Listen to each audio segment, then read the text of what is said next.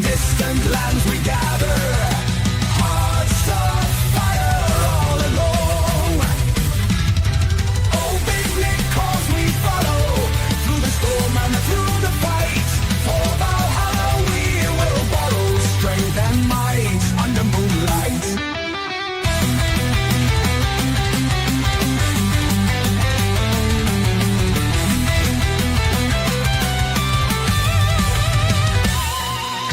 Warriors of the ancient sea, songs of glory dark and bold. In the night, our spirits free, legends born, tales unfold. Oh, big because we follow through the storm and through the fight. For Valhalla we will borrow strength and might under moonlight.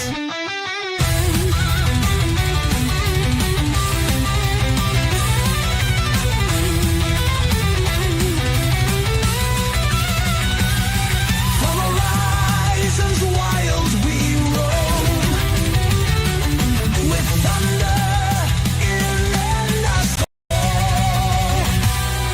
Every battle brings us home to the stories ages told.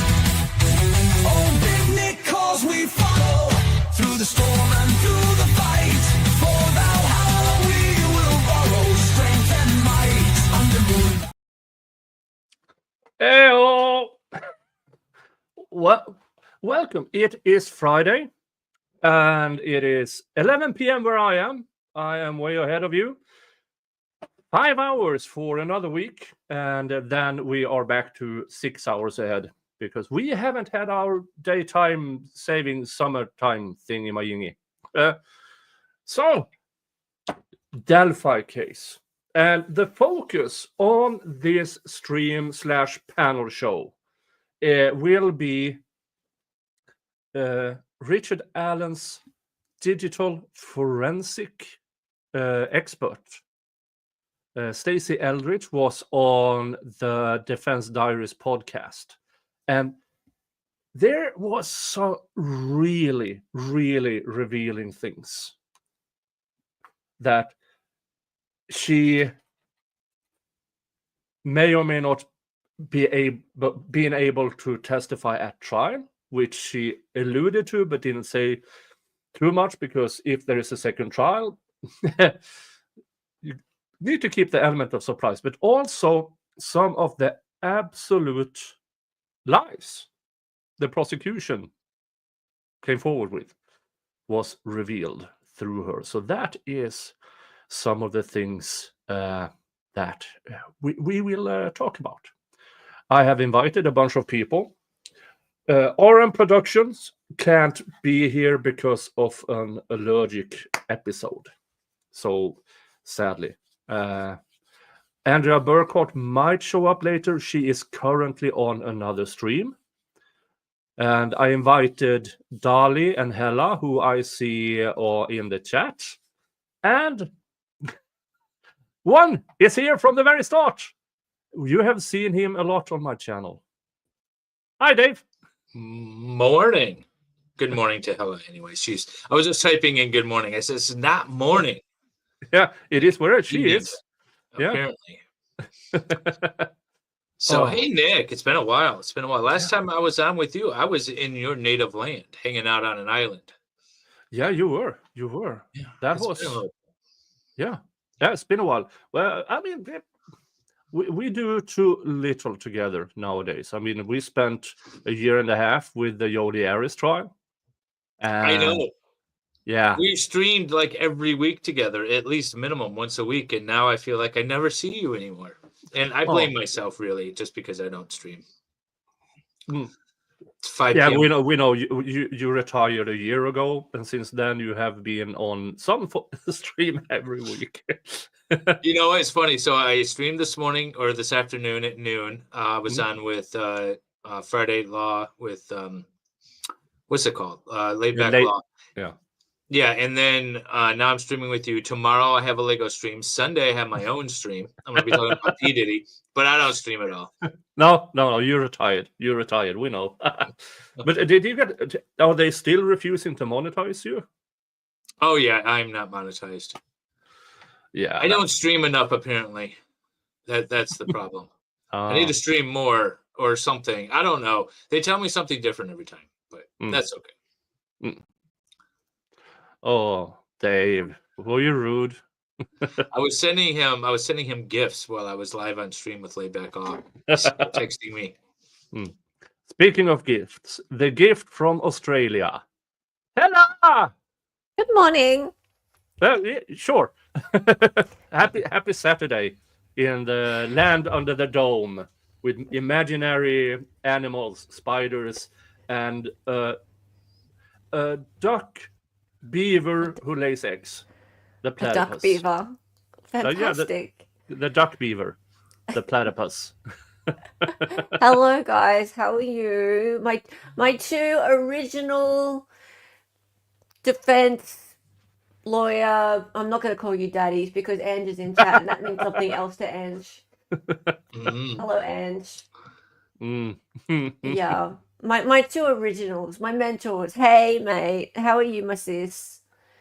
You're not well today, mate. You got a what you got your lip is all because the thing is she's usually got a little bit of a skinny upper lip, but her lip blows up and she doesn't need not Botox. She doesn't need lip fillers when the allergy comes up because she gets this nice big fat top lip. I have no idea who you're talking about, but I'm excited to hear about it. You look, Angela's beautiful, gorgeous lady. But yeah, it's a shame she can't be here today for you to meet her. Hello, darling. Hey. I listened to her yesterday, and first hour, I mean, she's serious and half serious, and then the longer the stream went on, she curses more than I do. Oh yeah. And She's been on with me a lot of times. I haven't been watching you guys as much as I should have been doing the last 2.5 months, but for natural reasons, been down in pneumonia and yeah. That's true. You have been not well. Yeah, I mean, as I showed Dave earlier, at one point I had to have extra oxygen, and these guys aren't fun. That's your What's say. that? You have Oxygen hose. Oxygen God. hose. Yeah. Yeah. Nick's an old man, if you couldn't tell by his gray beard and long gray hair and skeleton-like features. Skeleton-like features. Yeah, I really slimmed down during my temporary illness. Nick, we want you to be well. Look after yourself. For goodness sake. I am. Cheers. Mm-hmm. Yes, you gotta drink the beer. It keeps you well. Keeps you well. That's what my grandfather always said: a shot of gingerbread every night never hurt. My grandmother's recipe against any illness was at least 50% in your tea, in your coffee. Should be alcohol. Yes. You don't. It doesn't get any better, but you have more fun. Aw. Hey, Gigi, love, how are you? Spring chicken. So we have So I haven't been following the Delphi, all of it, but apparently there's a forensic expert that went on another channel and gave an interview. Is this the defense's forensic expert? Yeah, the defense's forensic expert who handled the phone extractions and interpretations and what actually happened in and around the phone, the geofencing, and everything about the thing. This is the person that enhanced the video and did all that. No. Well, that's why I was wondering if we were talking about that or what. No, we are not talking about the video. Well, we can, but it's not much to talk about. It's absolute rubbish. Yeah, well, fair enough. I've watched hella streams on that. I just wondering if this was the expert that we were talking about. No. the enhancing thing was from the prosecution, and at one point in this interview, because they were talking about, because that expert was in the courtroom when they played that Yes. video, and she more or less agreed with Andrea that what they saw was some grainy, really shaky thing. And the newly released last week, I mean, it's good quality. I Yeah. mean, it's hard to even enhance to that quality unless you have that quality to begin with. Well, this So is I- supposed to be the unaltered version that was released last week or 2 weeks ago, whenever it was, right? Yeah. So, which makes me wonder what was actually played for the jury. So I'm sorry, I haven't had a chance to catch up on that 2.5 hour live from Defense Diaries. Mm. So, and I've been asleep. Mm. So No I, excuses. you clearly watched it. Mm. Did is it Stacey Eldridge? Mm. Did she say that the Bridge Guy video from last week was altered, or has she No, never she- seen she- it, no, no, or what no, did she say about it exactly? She had seen it, but that was not a part of her what she was hired for. She wasn't hired regarding the video. She was just what was going on in the phone. For instance, Right, so that's not her the- area of expertise. yeah, Okay, I see. when did it turn? When was it on and off? Was it Yes, I ever see. off? And She's an stuff like extraction that. expert. Yeah. Okay. Yeah. So, And but she was there in court. So her and like there were 3 people on that stream, 4 people on that stream who were there in court. So we've got 4 people who can recollect what Yeah. was actually played. yeah, and it seems like they are in unison regarding the quality of what was played in court, and Yes. it was lower quality than the video that has been released. Okay, so I don't mean to discredit Just them get or on with it, try and put Helen. them. Yeah, okay, but what I'm going to ask is, how were they watching it? Like, was it up on a display on a or monitor.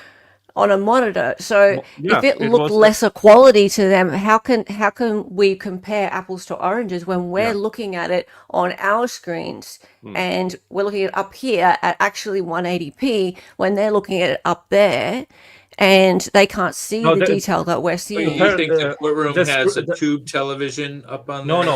no, with, the- 32 the, lines? the monitor was one of these larger ones, like a 100-inch television, quite Right. Yes. quite modern.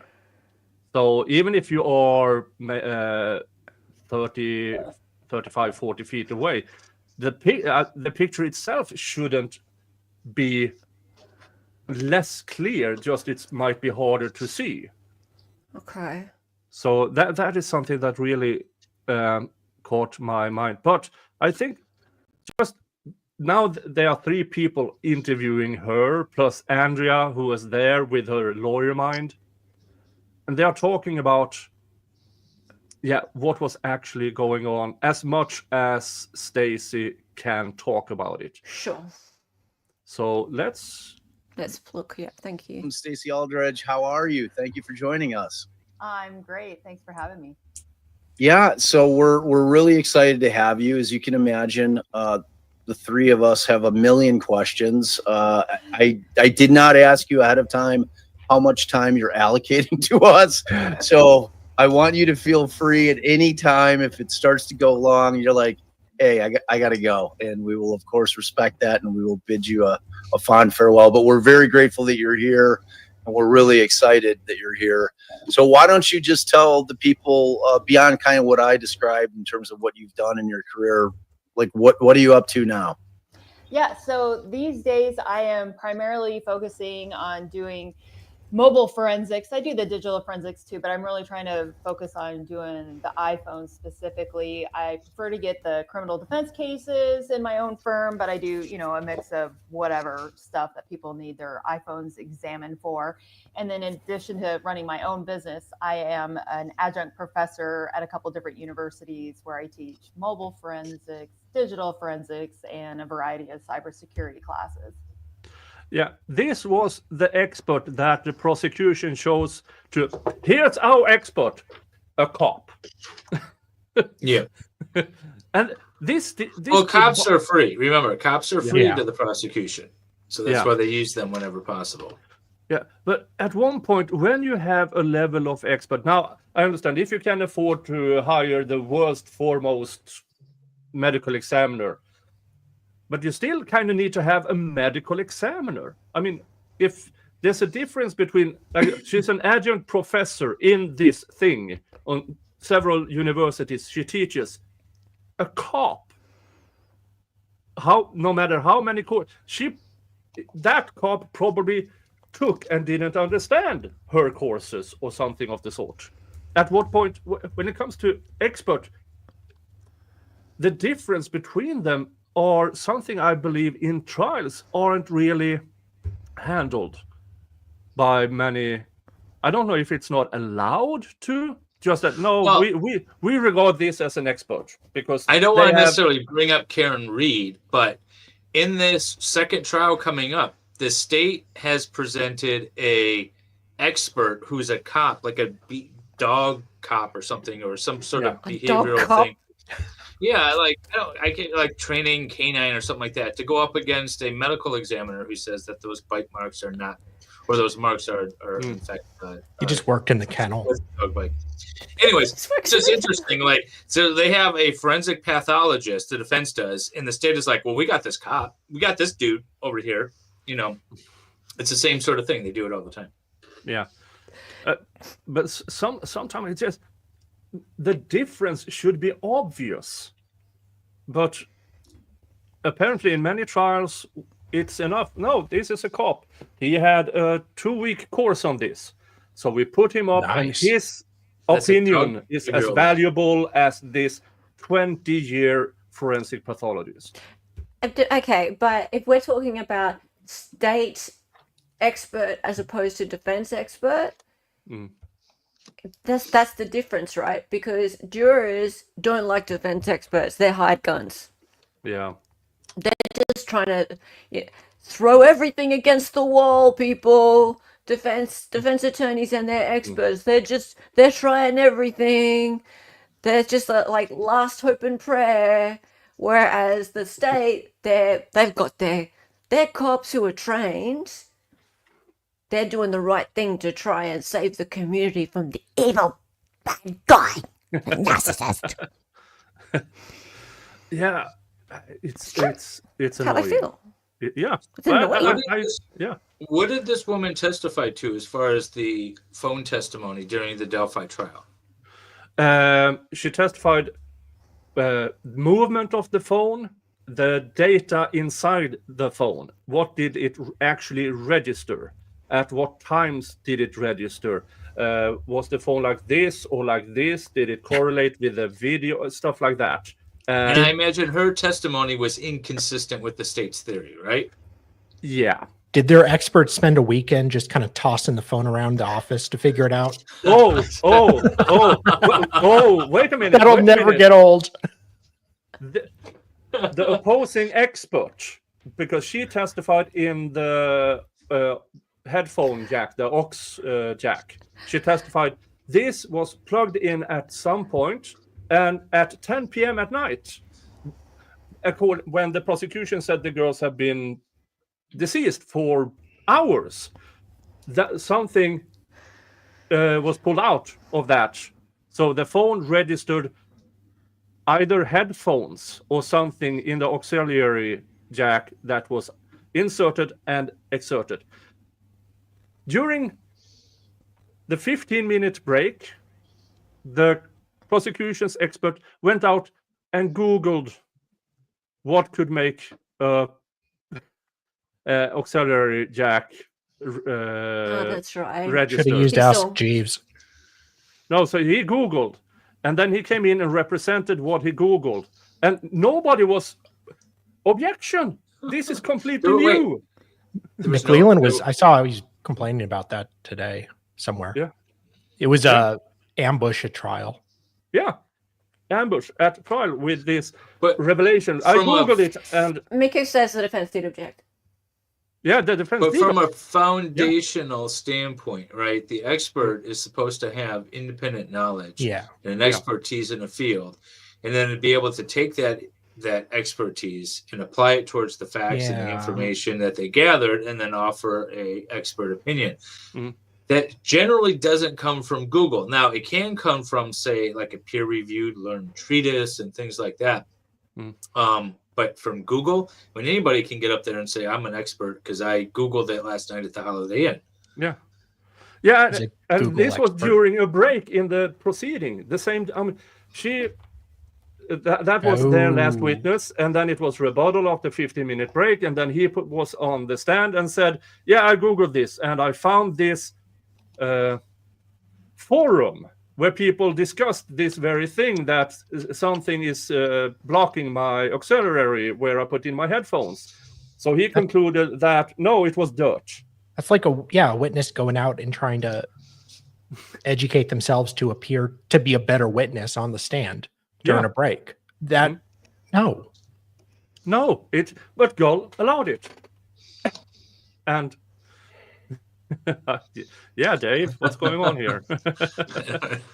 But Wim he is for 20 months one of the OGs, and he's think I can officially a great outdo uncle that. again. Let's Congratulations. Nice. Thank you so much. Yeah. So, and she's talking about this about an hour and a half into this interview, that since that testimony, he has actively been trying to find out, is what he claimed possible. No tests. There's no studies, no tests, her test, no dirt in the auxiliary jack does not make that data entry in the phone.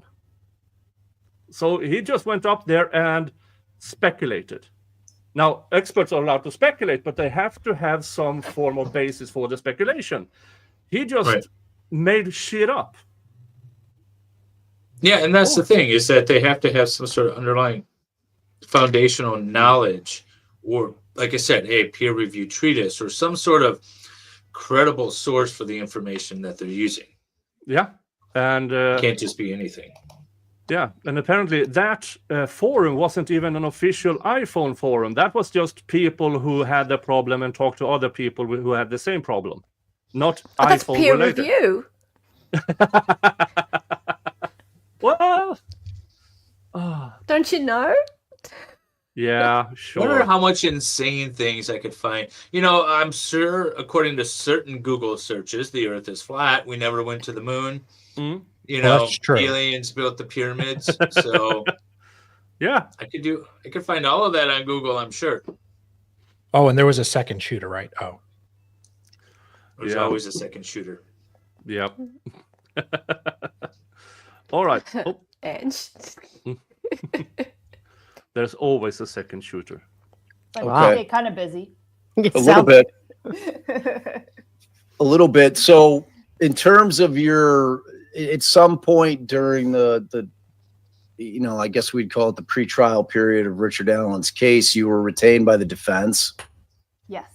And when do you think that was, approximately, initially? Ms. Azure first contacted me at the beginning of August and, kind of told me a little bit about the case and said, could we retain you? And I said, yep, we could do that. And so we got all the, engagement letters signed. And then it wasn't until the end of August that we had the written report back from Mr. Cecil at the Indiana State Police before I could do anything with the case.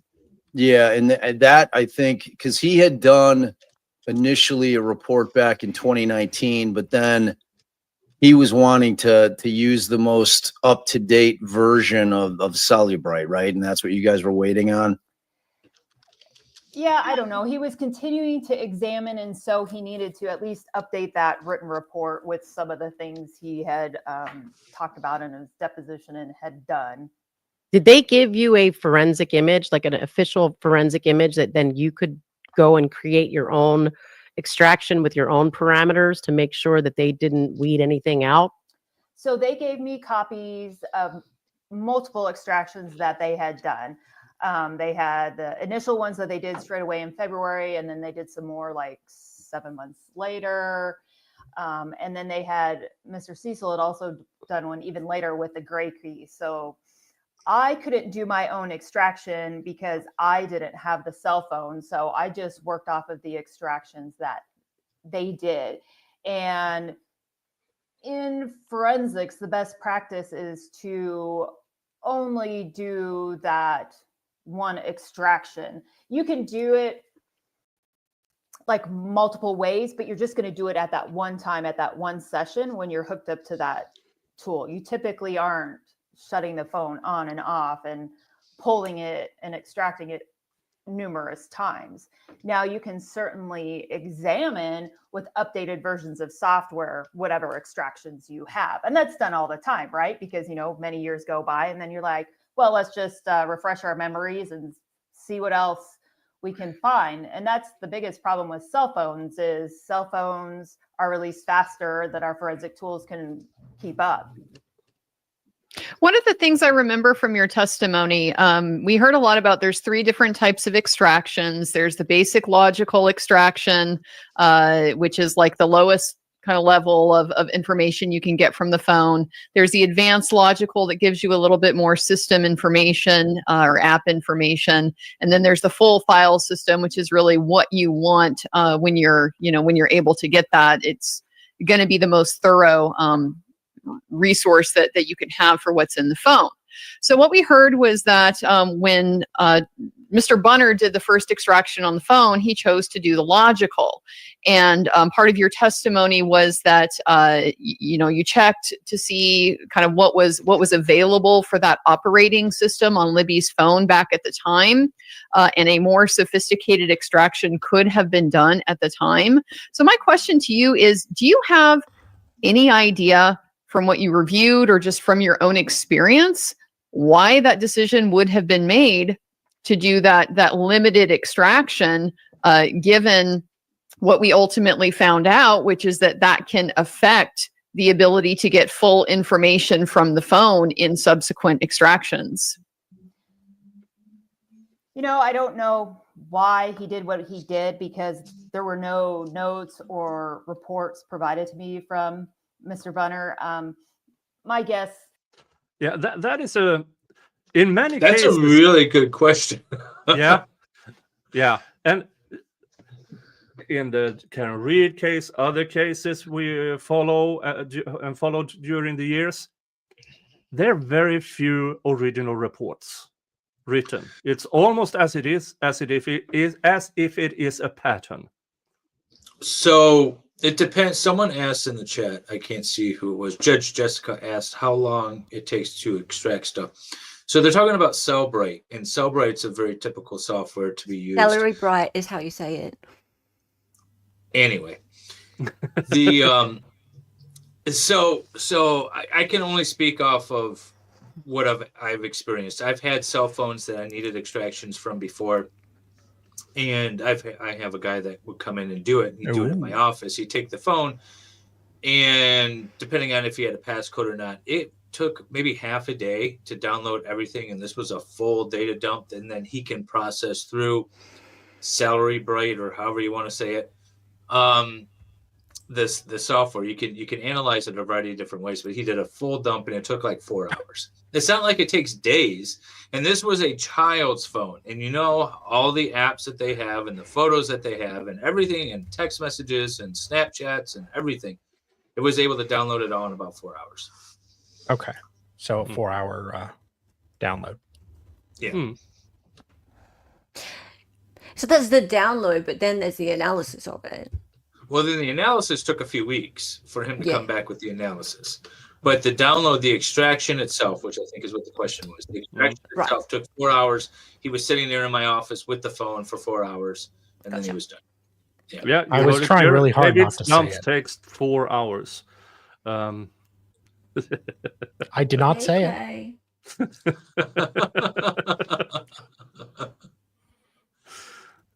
Is, you can do that logical extraction. That's the really quick one. So if somebody's waiting, that's what you would do to just give them something to start with and go off of. But then you would go back and do that full file system extraction that takes longer. Mm-hmm. And as far as data loss, what are the things you're primarily concerned about? Because it's really the mechanism of turning the phone off and on. That's when you experience some loss, right? In this case, the loss sounded like it was pretty important stuff in terms of things that we would have liked to have been able to know, which were lost forever. So can you explain what type of loss is experienced when the phone is powered on and off over time? Yep. So there's a couple different things we're worried about. First off, there is just like what happens when you turn that phone on and off. There's a log called the current power log, and I harped on that one a lot when I testified because that one has something very important. When was the phone last powered off? And that only stays for that one cycle. So, you turn it on, and then once you shut it off, you've lost that previous power cycle. You don't know when it was last shut off. So all of that evidence was destroyed. And then the power log also contains information like your volume of your ringtone vibrates. So, and again, it's just kept for that one cycle. So that was gone. And then when you're turning it on and off, you're obviously going to be losing any sort of temporary cache data as well. Some stuff is just temporary. It doesn't live on your phone forever. And then the other Start thing turning my that you phone have on to and off work more against often. is just the numbers gig. Some logs are only kept for X number of days. So the longer you wait to get it, it starts dropping that stuff off the older and older it gets. So it's super important to like jump on the cell phone and get everything off of it as soon as possible. So when the 3 extractions that Andrea mentioned, did they actually do 3 separate extractions, or they did it once and then ran it using different settings? They turned that phone on and off, I don't know how many times, and did how many different things to it. I mean, it's just hard to tell because, again, no notes, no written reports documenting any of that stuff. I could just see a lot Now of that's on and very offs. unusual, right? Because at least in my experience, I know my experts look at that to see all the things you just said. Like, did they only power it off once? Did it go into airplane mode beforehand? It shows what they did during their extraction. So in your experience, is it unusual that you didn't get reports about the process and about what they did and why they did it?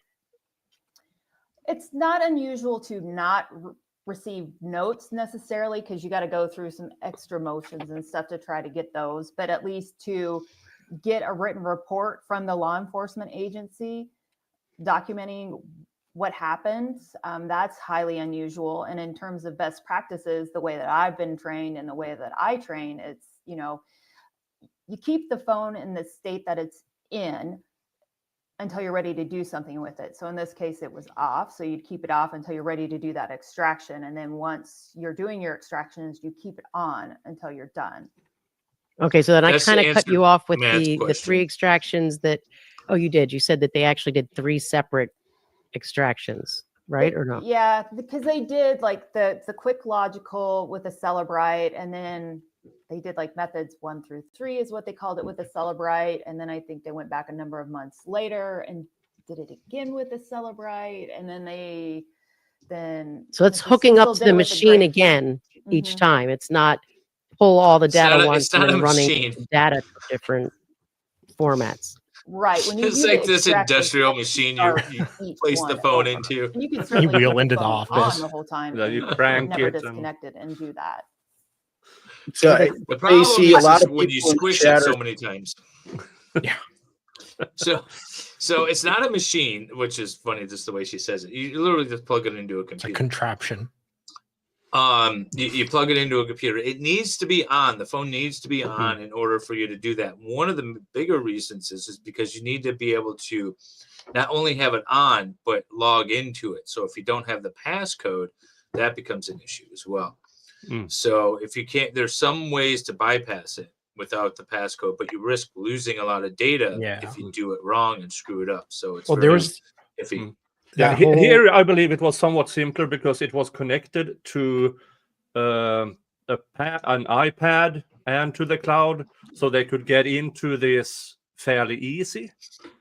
And that was the other thing I was going to say is, although the main files might be off the phone, like if you take a picture on at least your iPhone, it doesn't store it on the iPhone. I mean, it can, but most people have the setting where it stays on the cloud.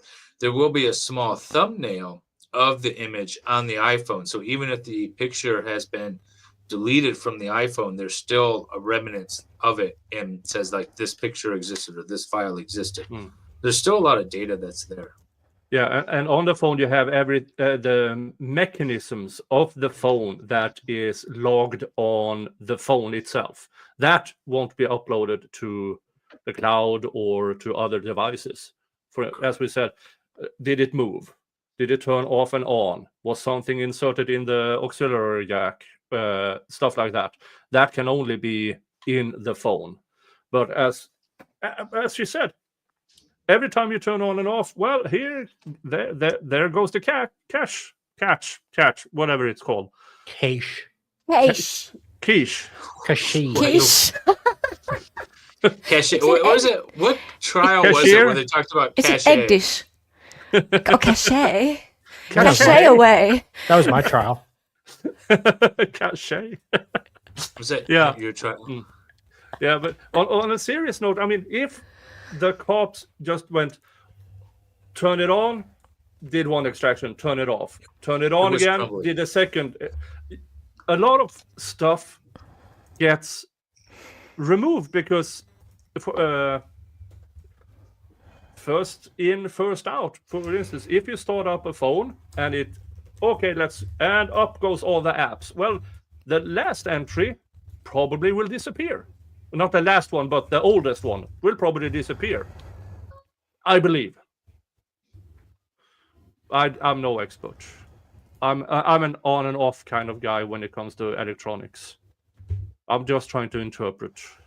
Saying that your sound is really, I don't, if she doesn't have a mic, I don't. Yeah. How about this?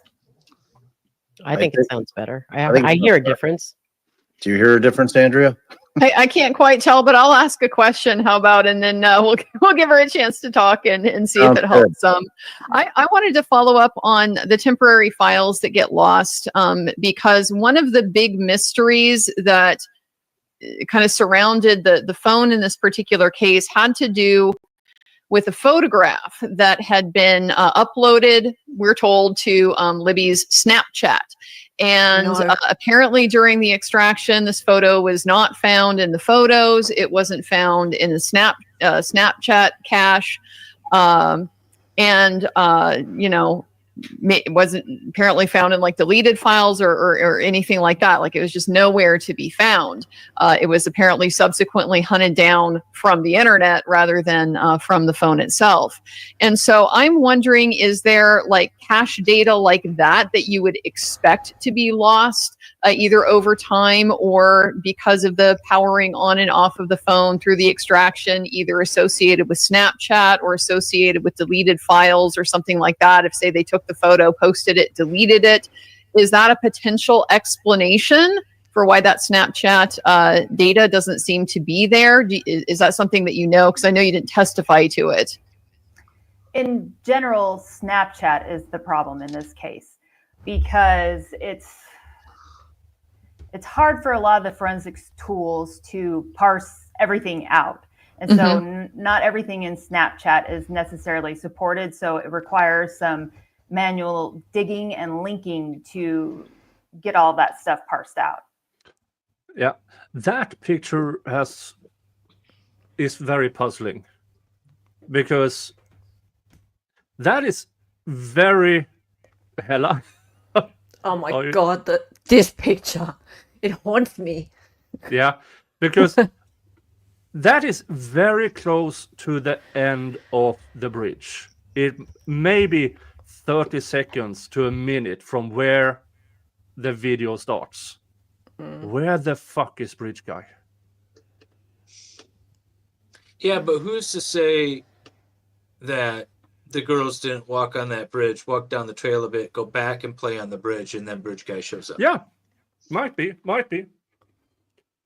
So I don't know, supposedly but 5 see, that's the minutes problem before. with but that's the problem with not being able to have the actual photograph, is that all the metadata is lost, right? Yeah.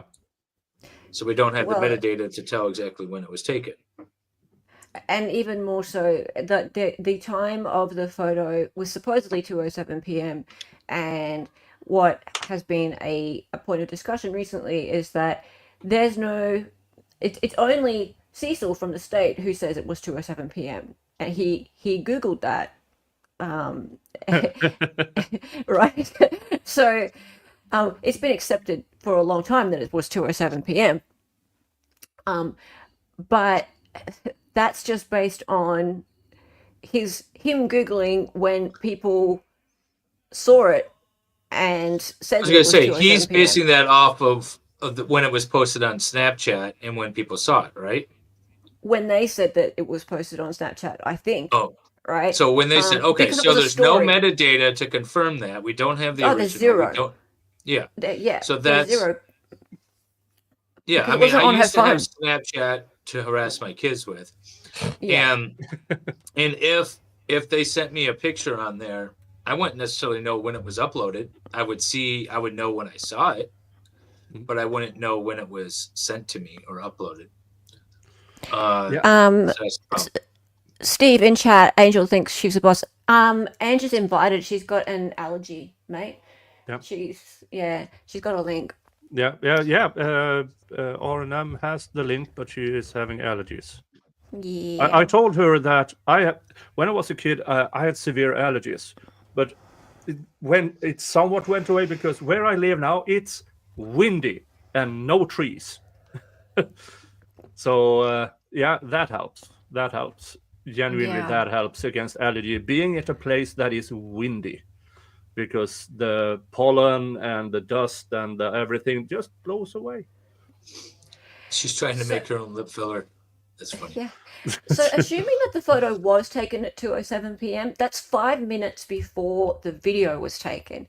Now, 5 minutes before means there's plenty of time for a Bridge Guy to turn up, walk from behind where Libby would have been photographing up and around behind her and appear If you in want to the know how long video. 5 minutes is, we should all stay silent for 5 No. minutes. Let's No, not. Let's not. But yeah, so I- that's plenty of time for him to walk up and around behind yeah, her. it's maybe even enough time for Bridge Guy to be at the bottom end there with a brisk pace to catch up if the girls I'm were told just that it takes 4 mucking minutes to around. hike up the Yeah. 4 minutes approximately. Yeah. If you know the bridge, if Hmm. it's not your first time. Wait, Nick, you were there. Did you walk on the bridge? No, it was fenced off when we went there. So we went to. So you don't have videos the- and you can't say you went on it. Got it. Well, now we were more or less, me and Mo, we were at the first platform, which you see way back in the distance there. I will give you the benefit of the doubt since you This were time. like two couples walking and not necessarily wanting to traverse. First of all, walking with me is kind of sketchy. I've walked with you. You made Yeah. it up the treehouse though. You could have been able to make it across the bridge. That's all Yeah. I'm saying. Yeah. Now we had where I grew up, we had not a similar bridge. We had one of these in metal railroad bridges with the big arch, and you could either be the normal one and just walk on the path, or you can be the brave one who walked on the arch. That was, yeah, we were stupid. Let's see here. But So, there is no Snapchat. explanation that I can come up with that photo does not exist on the phone that supposedly took it, Yeah. in the camera roll, or in the Snapchat cache. That Yeah. just does not make sense, considering another photo was taken and uploaded to that Libby's Snapchat supposedly a minute beforehand, right? And it was of just the bridge. Yeah. So people don't talk about that other photo. That other photo exists. All right. So it's 2 photos, and the other one does exist in her cache and does exist in the camera roll, but that one doesn't. Yeah, that's true. It's almost as if it is another person taking the photo. Almost as if. Yeah. Who has access to Libby's Snapchat. Yeah. But it's almost as if that whisper we hear at the 7-second mark is from a third girl. Wait. Is there any suggestion, or has any person come forward to say that they were also with those girls? Nope. Okay. Well, there's a suggestion from some people that that might be the case, but there's no one's come forward. Yeah. There's no tangible evidence. It's just opinions. Yeah. The sister. Yeah, I forgot about the sister. Oh, we don't say that. No, we are not going to say that because it may or may not be true, and it may or may I'm just not commenting be about another person. a comment. Yeah. You can say Because what you it's like, never been but revealed who had access to Libby's Snapchat, not officially at least. Yeah. It might. Friends? Anyway. Yeah. Anyway, let's move on. Typically requires manual work. Your automated tools don't do it for you. But correct me if I'm wrong, Andrea, didn't we hear that all her other Snapchats were in some sort of cache or some sort of backup file or somewhere on the device? I don't recall specifically if it was Snapchat stuff, but I do. Yeah, I mean, we know they had Snapchat data because they were pulling. They pulled like her last photos that she took in the car, for example. We know they had GPS data that they relied on that came out of Snapchat data. Okay, I just got from. I love my chat because they sent this. This is apparently the still image, and this is video location, so it's not at the same position. Thank you. Thank you to Low Light Recovery. That makes more sense. he's pretty cool. Yeah. I like Thank Lil you. He's cool. Yeah. The thing, this is one of the things I love the absolute most with streaming, because there are people in the chat who knows more stuff. And Collective knowledge of the internet. The collective knowledge. And I say this all the time, if I screw up some fact because I'm old, memory loss, Alzheimer's, I don't know. People, please correct me. Please, I'm not. Yes, Mr. Jingles, what is it? Yeah, correct me. Send me the information. Constructive criticism. I don't mind. I'm not possessive. I really don't have a skin in this game. I'm just here to relay information, my thoughts, and have a drink while I'm doing it. Now let's continue playing because Mr. Jingles wants attention here. Hello, Mr. Jingles. So we know they certainly had some stuff. It's just, yeah, it was a very big mystery that has still, as far as I'm concerned, not been solved about why is there no sign of this particular image anywhere on the phone. And this is the image in question that we're talking about. This is the image of Abby as she's walking across the bridge. And the reason that it's such a problematic photograph is because of the time that it was allegedly taken is minutes before the video starts, and you have a very clear shot of the north end of the bridge, and you clearly don't see bridge guy or anybody for that matter. And you can kind of tell where you can see, I can't blow it up any more than I have, but you can see both platforms. You can see the closest platform over on the right-hand side of the tracks, right hand looking at it. And then you can further back, you can see the actual would be the first platform that you would hit. if you're heading southbound on the tracks. So you could get a pretty good idea of where she's at on that bridge. I've been, both Andrea and I have been out to that bridge. She's very close to getting over. You can see also how far back the river is. So she's crossed over the river. She's now over land, and she's getting close to the end of the trestle portion of the tracks. So, I mean, it's real problematic, and like no one knows where it came from. And it's supposed to be 6 minutes before the video starts. And like you said, there's just no indication of bridge guy in this photo. Right. Yeah, it's weird. It's a strange one. So Stacy, assume for the purpose. Yeah, the angle of that picture, that is someone standing on the very edge. That's someone who is comfortable. I've got a point about that. I think, and a lot of people have said that Libby had a selfie stick, and you can see it in the video. So you can see a shadow of it. She's holding a stick. It's quite obviously a straight stick, and she had a stick in the car, a selfie stick in the car prior. So if she had a selfie stick, she could have absolutely held it out that way. That would have made sense. That's true. It's not an impossible shot. Plus, apparently, she's close to ground. There's nothing significant to me of where the photographer is standing. I think it's a fair point if she was just standing on her own, like she would have been like, yeah, out on the platform, which she could have been, but selfie stick would have made it easier. Okay. Yeah. Purposes of just this question, that her other Snapchat pictures were somehow in a cache or evident somewhere on the device. Is there something about like exactly what Andrea asked you that would make the very last photo that she took just disappear if all the other ones are there? Or is it something even more unexplainable than that?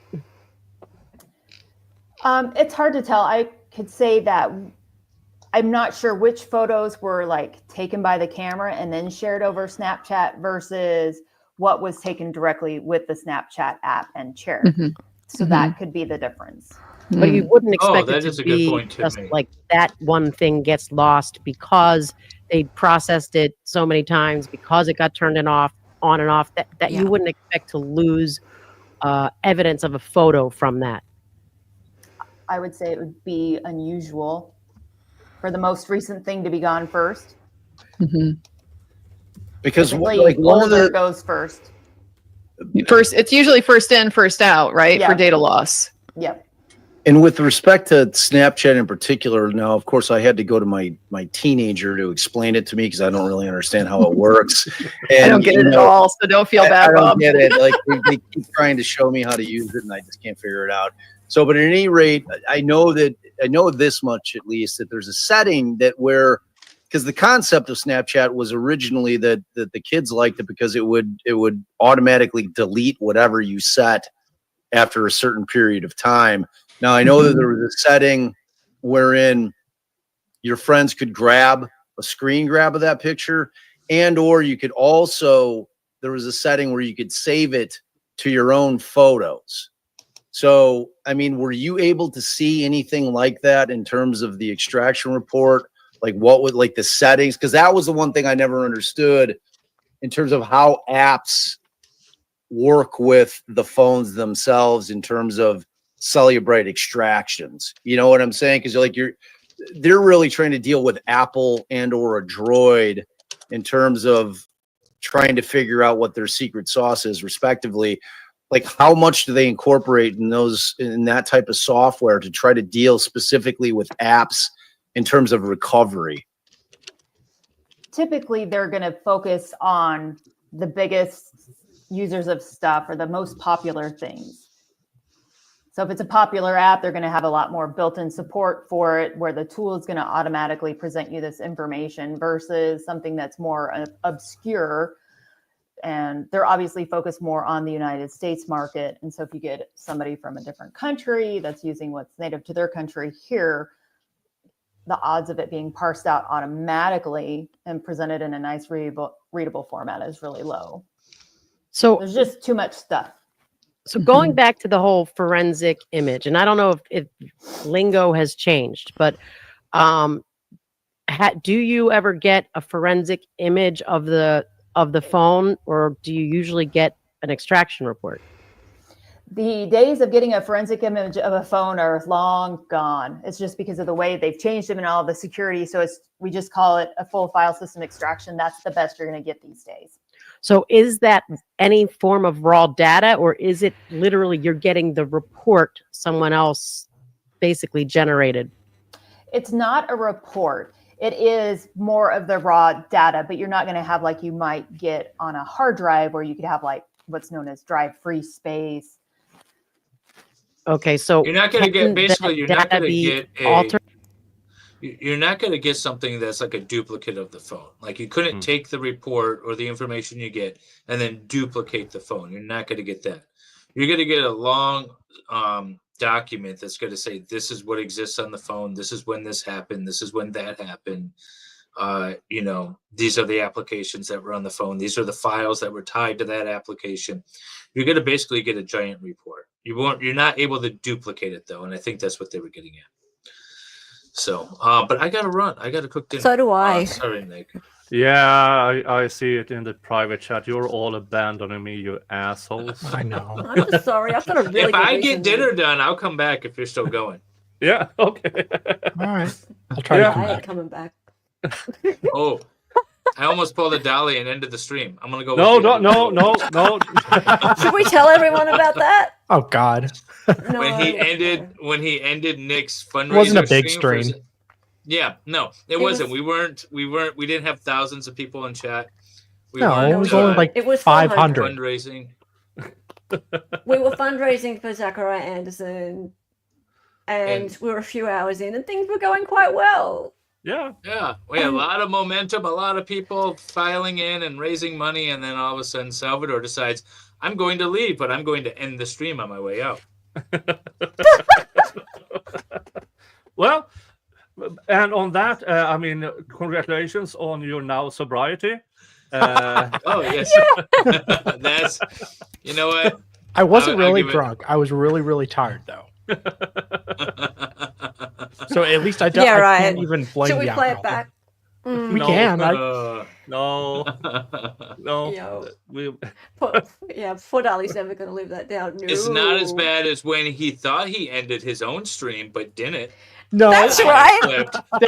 that could have been really bad. That It could have could've been been really really bad. bad. It was like 3 Really minutes. bad. You could have had a That Nick could have been a Ricada Tubin moment. situation. oh. Could have been a Oh. Ricada moment.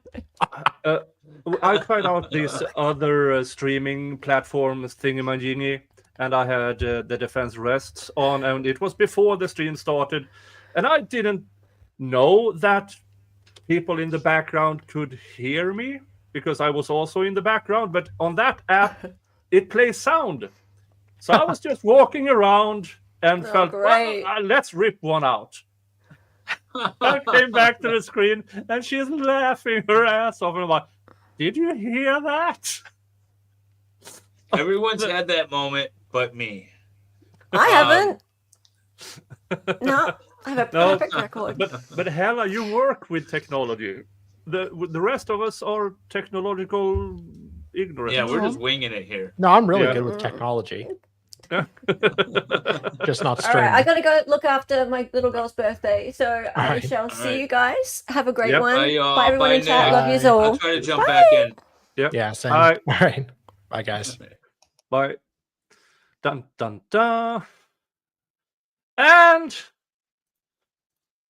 the panel is now on, but we are watching a panel show.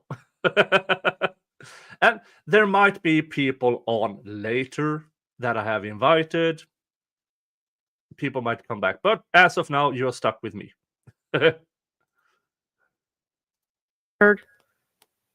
So is it possible the extraction report you're getting is altered in some way, or no, because you're getting raw data? I wouldn't. I mean, I wouldn't expect it to be altered. They give us the report. We check the hashes. So, you know, when they because they give us an extraction report, gives a hash of what the extraction hash was, and then we look for that to match. And as long as that matches, where you say nothing has changed on that extraction between when it was extracted with the tool and between when it was given to me. Now, what a person does on the phone, that's always changing information on the phone. And sometimes you do have to interact with the phone to get that extraction off. I want to nail down on this just a little bit, if you don't mind, just because this is a little bit technical, and it took a while for me to kind of understand, what a hash is. And so, first off, correct me if I have any of this wrong. My understanding of how that works is that what they're doing is they run the extraction, and there's a encrypted sort of digital code that is created that is connected with that, and then that correlates to basically the data that gets fed into whatever software is being used to process and read that and generate a report. And so you can tell from that whether that aligns with the original extraction that was performed. Is that sort of off or close enough, or I think the simplest way to think of it is that hashing is just a mathematical algorithm. And so you just feed your data in, whatever it is. It can be a file, it can be a whole forensic image, and then it does its counting kind of, it's an algorithm, it's math, and then it spits out a long number at the end of it. And then as long as nothing has changed, not even one single bit, like you can't even change one letter, then it will always come out with that same hash, that same long number. If you change something, then it's going to be different. Okay, so then my question is that hash generated at the moment of extraction, or is it something that the extractor will have some kind of control over when that's done? It's done automatically as part of the extraction is being done with the tool. So it grabs everything off, it puts it in a zip file. And then once that's done, then the tool goes through and generates a hash for that zip file of that extraction. Okay. And so that, I think, is the key point here, because if we were going to extract data from the phone and then try to alter that, from what you're saying, the hash would have been generated at the time of the extraction. And so if I go then and try to alter that data after the fact or something, if I knew how to do that, it would show up because it would know the hash would no longer match. Right. Okay. Now, I don't know if this will get me into trouble, because in Sweden, everything's illegal, included but not limited to tiny amounts of a word, a thing whose word resemble what they are talking about. Yeah, I might as well put myself. Yeah, I might put myself in the middle of the other panel. And so, just because I have to assume that there are many people out there that are kind of listening to some of the technical terms that we're using and having no idea what any of it means. And I thought that you did an excellent job at trial in terms of, because I always say one of the most important elements of any really, really good expert is being able to dumb it down for all us folks that have no idea what you're talking about so that we can understand it.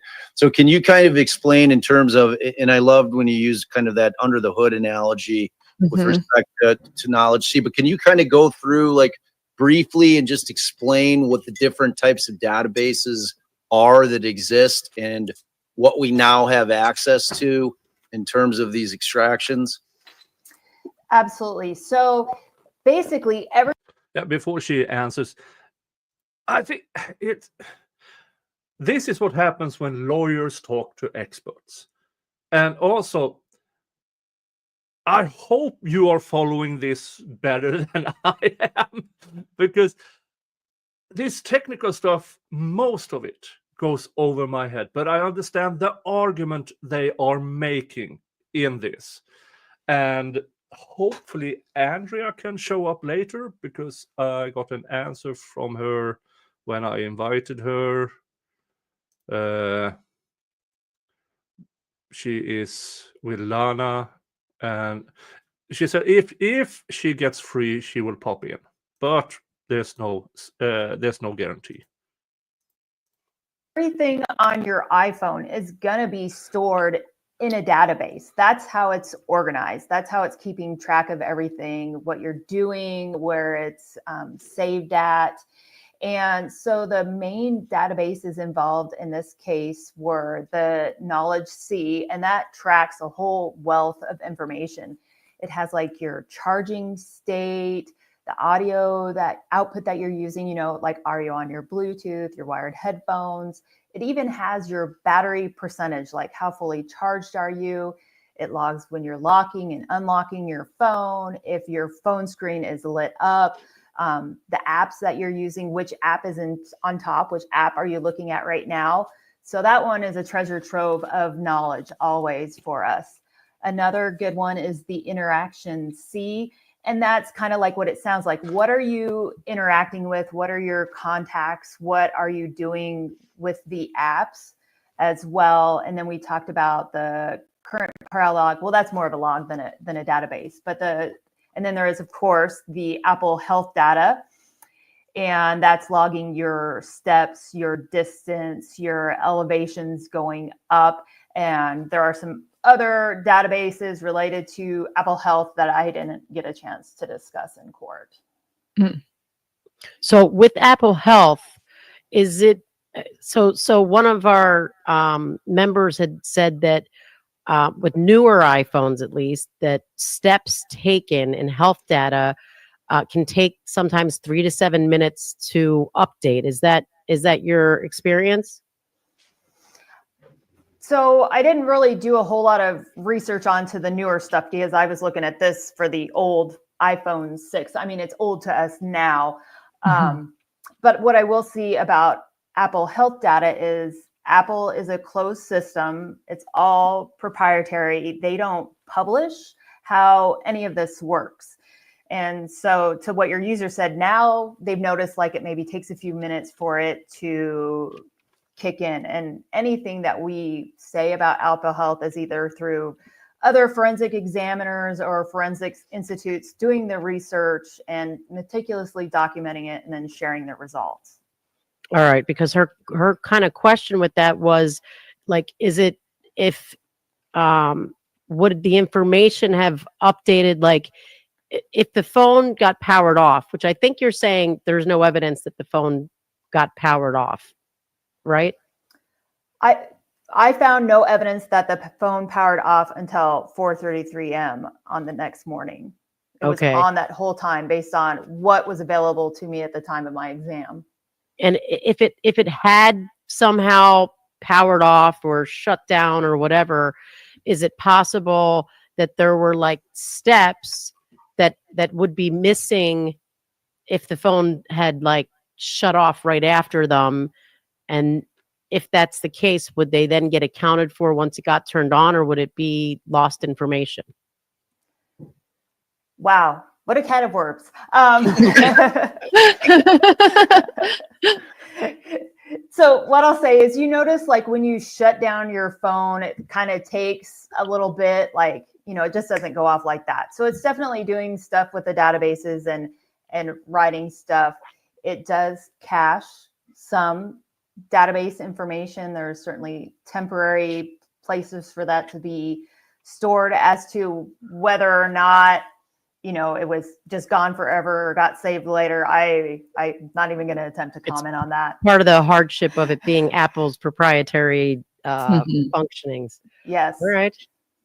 So let me ask you this, in terms of kind of your determination that you saw no evidence that the phone had been turned off until that 4:33 when we get, which we're going to get to when we get the flood of text messages that come in.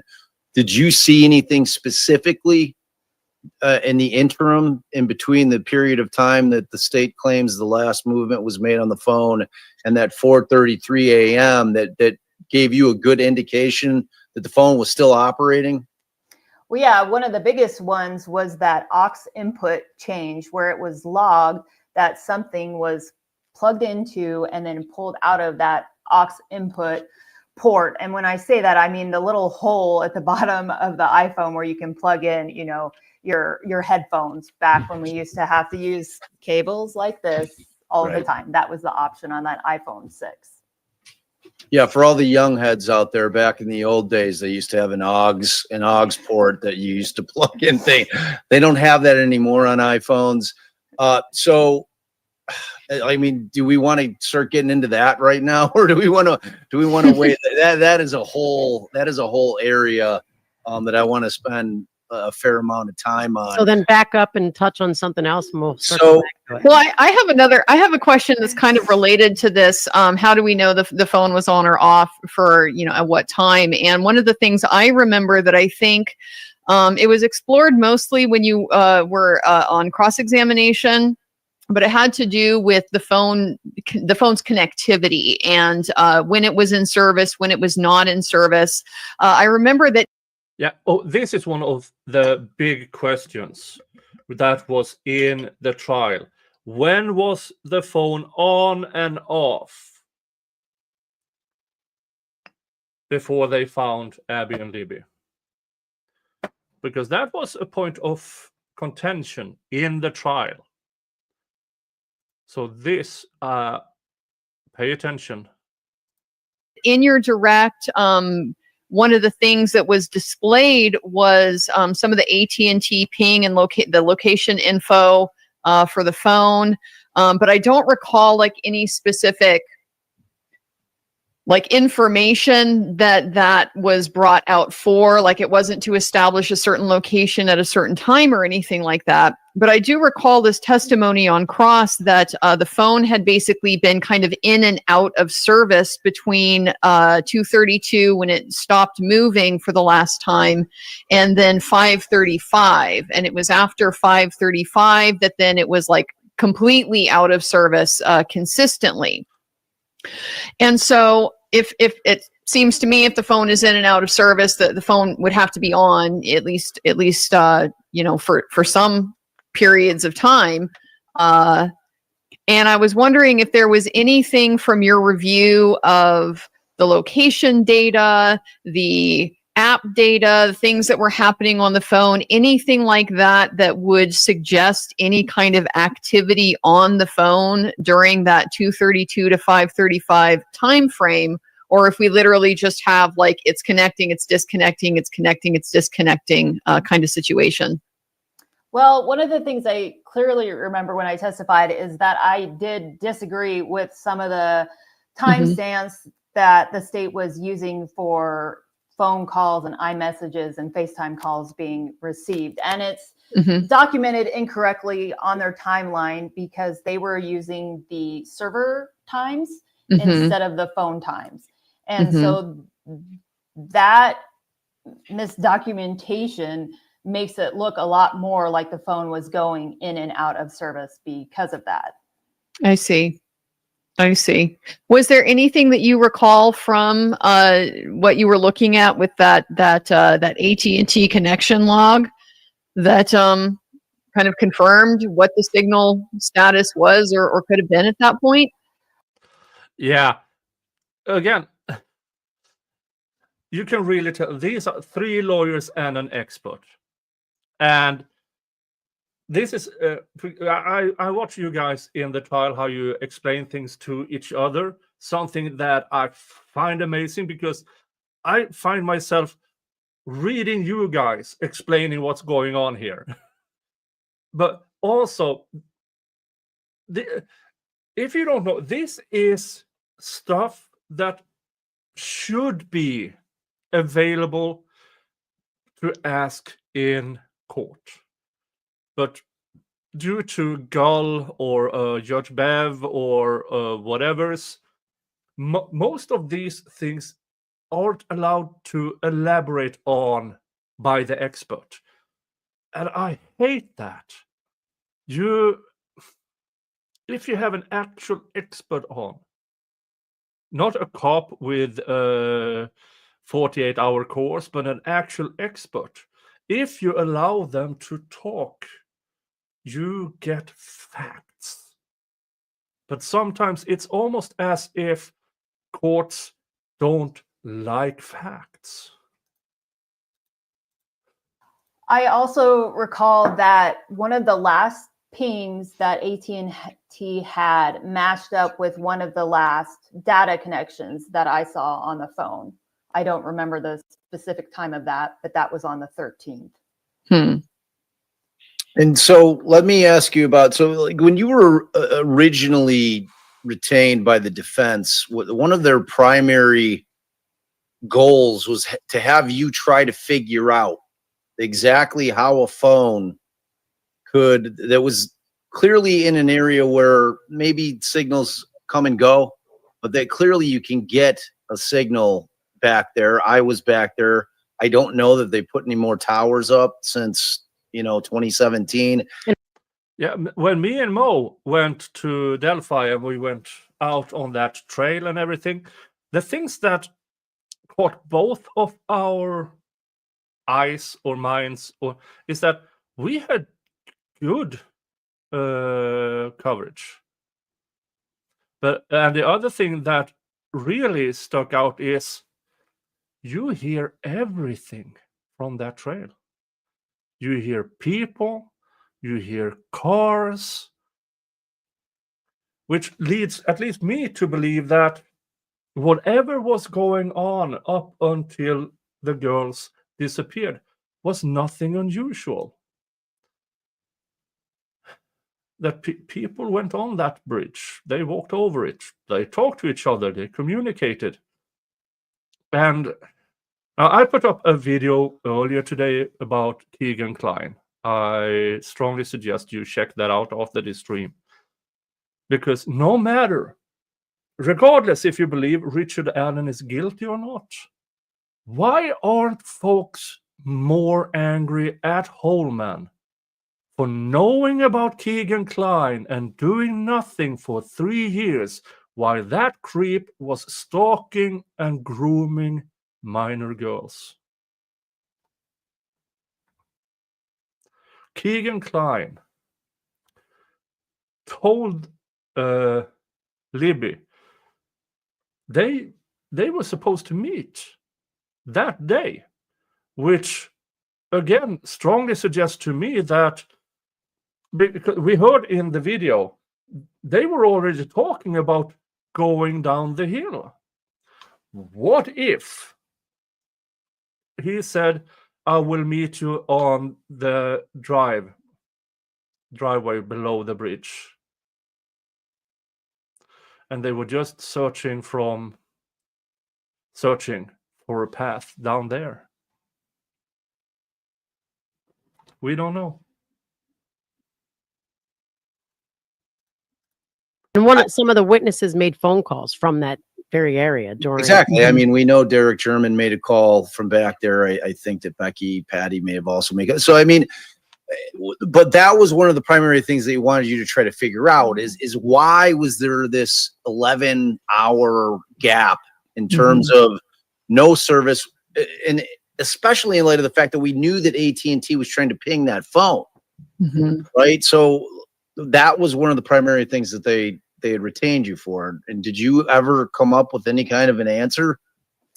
The only answer that I came up with was that something external to the phone changed, because based on the logs and information and everything that was on that extraction that I was provided, there was nothing to indicate something changed on the phone. Something happened external to the phone that made it go that they couldn't get service. External.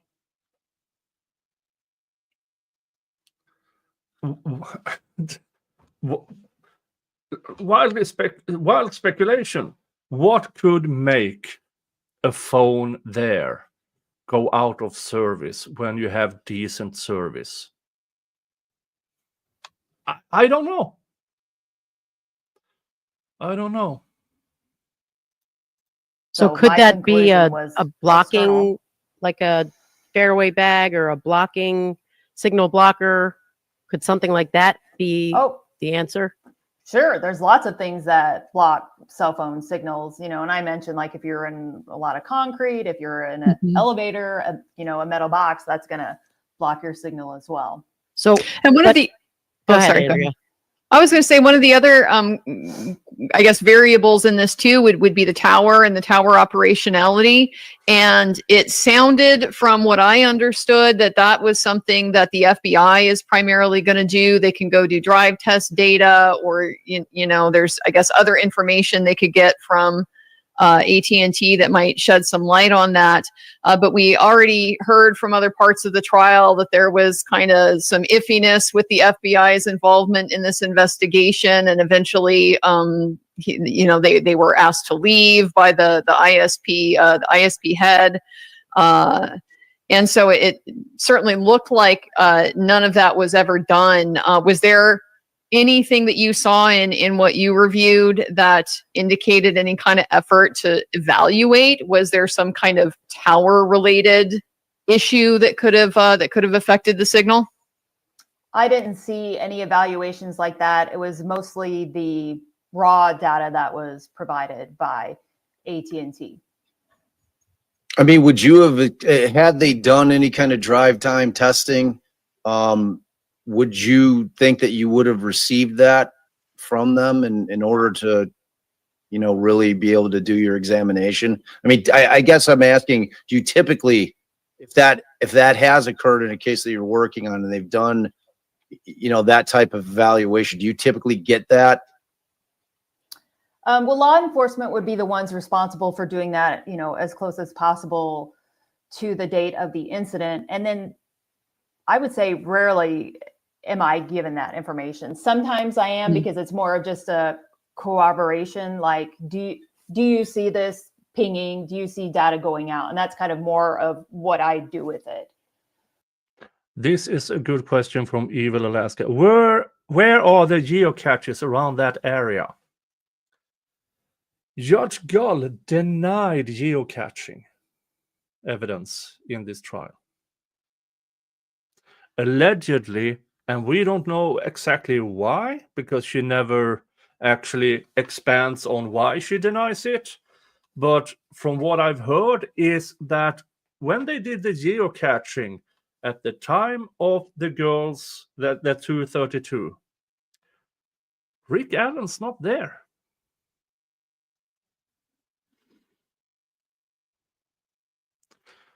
Oh, do you mean Abby's phone? Oh, sorry, I thought you meant Libby's phone. Abby's phone, I don't know. There are as objects in evidence or objects retrieved from the crime scene. They are talking about several phones. And I'm not sure if any of them are Abby's. But then again, why wouldn't she have a phone? I mean, a 13-year-old in 2017 going anywhere without her phone?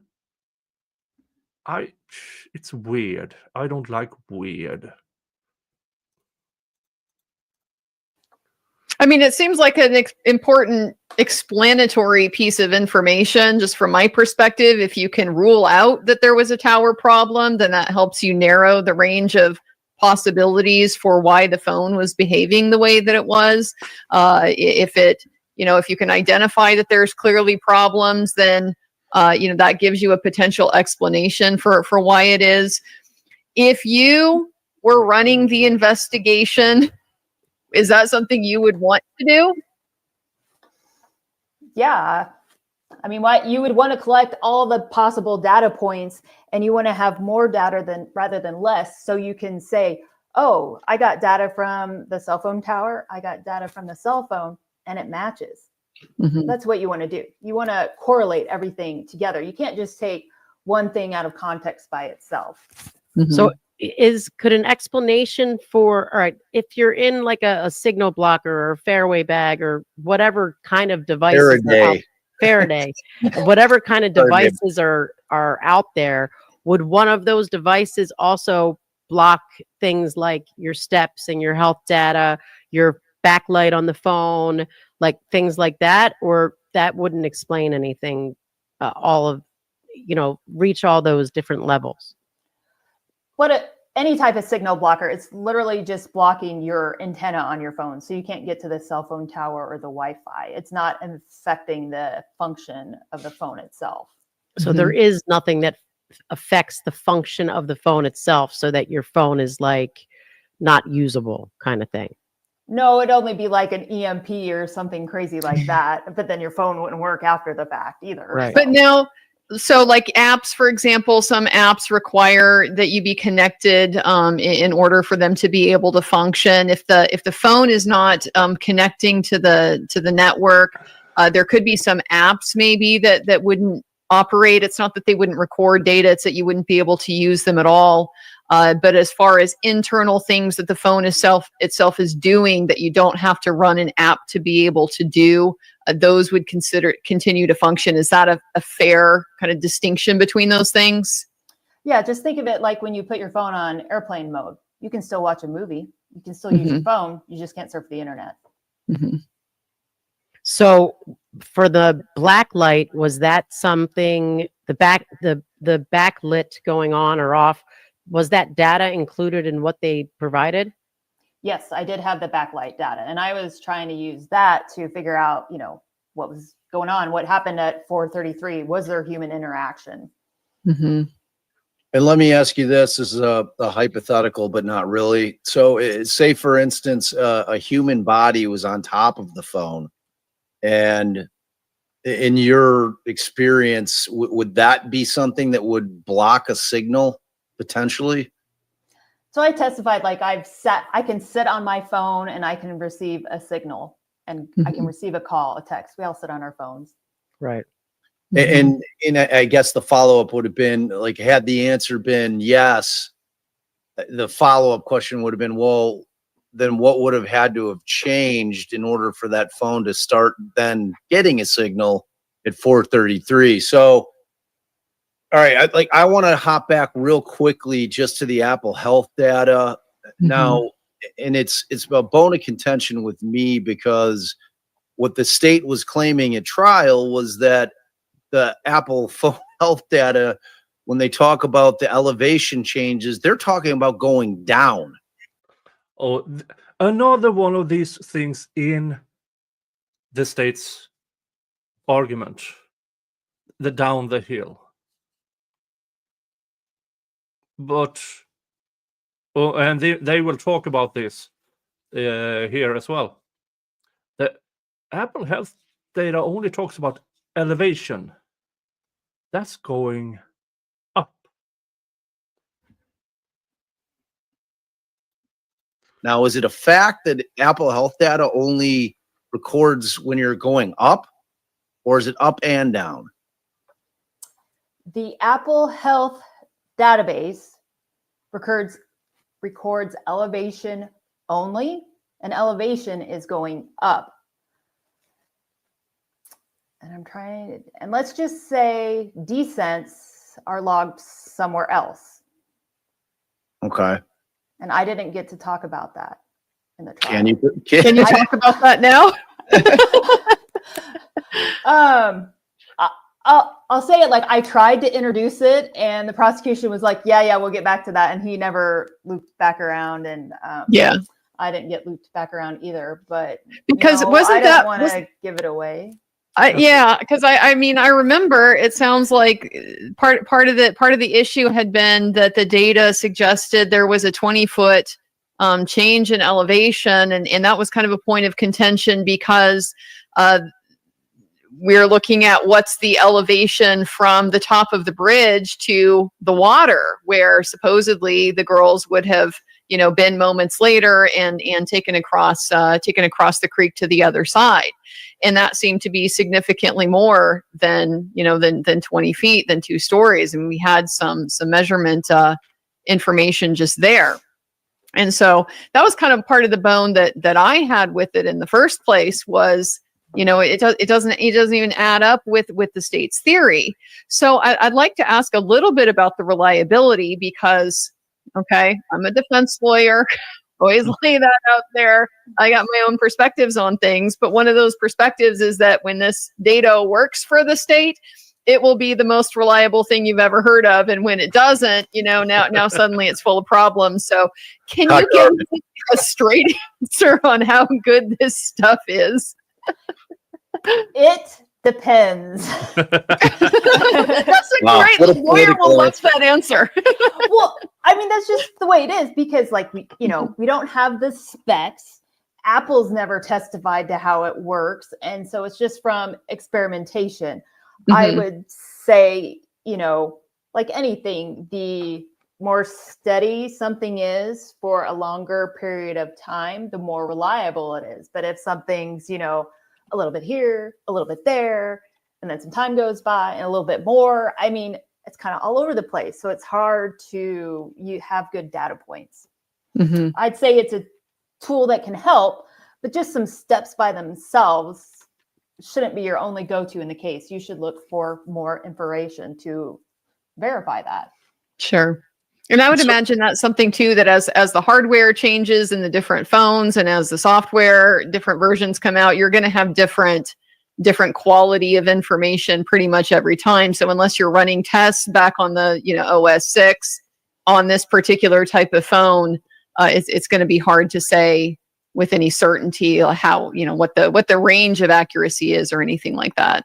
Yeah, you've got to go back and get the same stuff that's involved in the case. I can't use a new iPhone from today to demonstrate my point in this case. So just because I know that I forgot to ask something and we're moving on to different topics, but kind of jumping back to the extraction, the full file extraction, are you limited, or is it limited to the parameters that the person put in when it pulled the full file, or is it literally a full file and the user has no ability to say, don't include this, do include that? If you pick full file system, that's what you pick. If you want to pick other stuff, that's after the fact. So you just say, like, I want a full file system. You just so if you hit full file, that's everything. It's everything that the tool can get at the time. Okay. All right, now I'm going to jump back to the elevation thing because no, like whenever we have questions, just jump in. I mean, we only need to be sorry to Stacy because we're hammering her from all sides. But so as far as the elevation change, because remember, the concept is that the girls went down the hill, and that allegedly took place at 2:31 p.m. That's when they have them going down the hill. Now that we know that elevation change is only going to relate to going up, where your elevation's going up, so we can then take. Yeah, let me go back to the picture here. You see, down here you see the road. And this is the video location at the bottom of the screen. And the road there, you see the road. Do you know what happens with that road? As you follow it to the right here, it goes uphill. Who lives uphill from there? Ron Logan.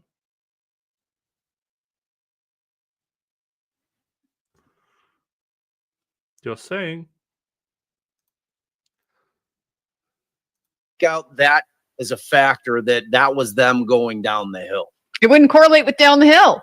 Correct. It does not correlate at all to down the hill. So then, and I'm familiar with the area. I don't see. It's flat. It's flat. When you get across the creek, I mean, maybe there's a slight incline getting in over on their side, but it certainly isn't going to be 20 feet.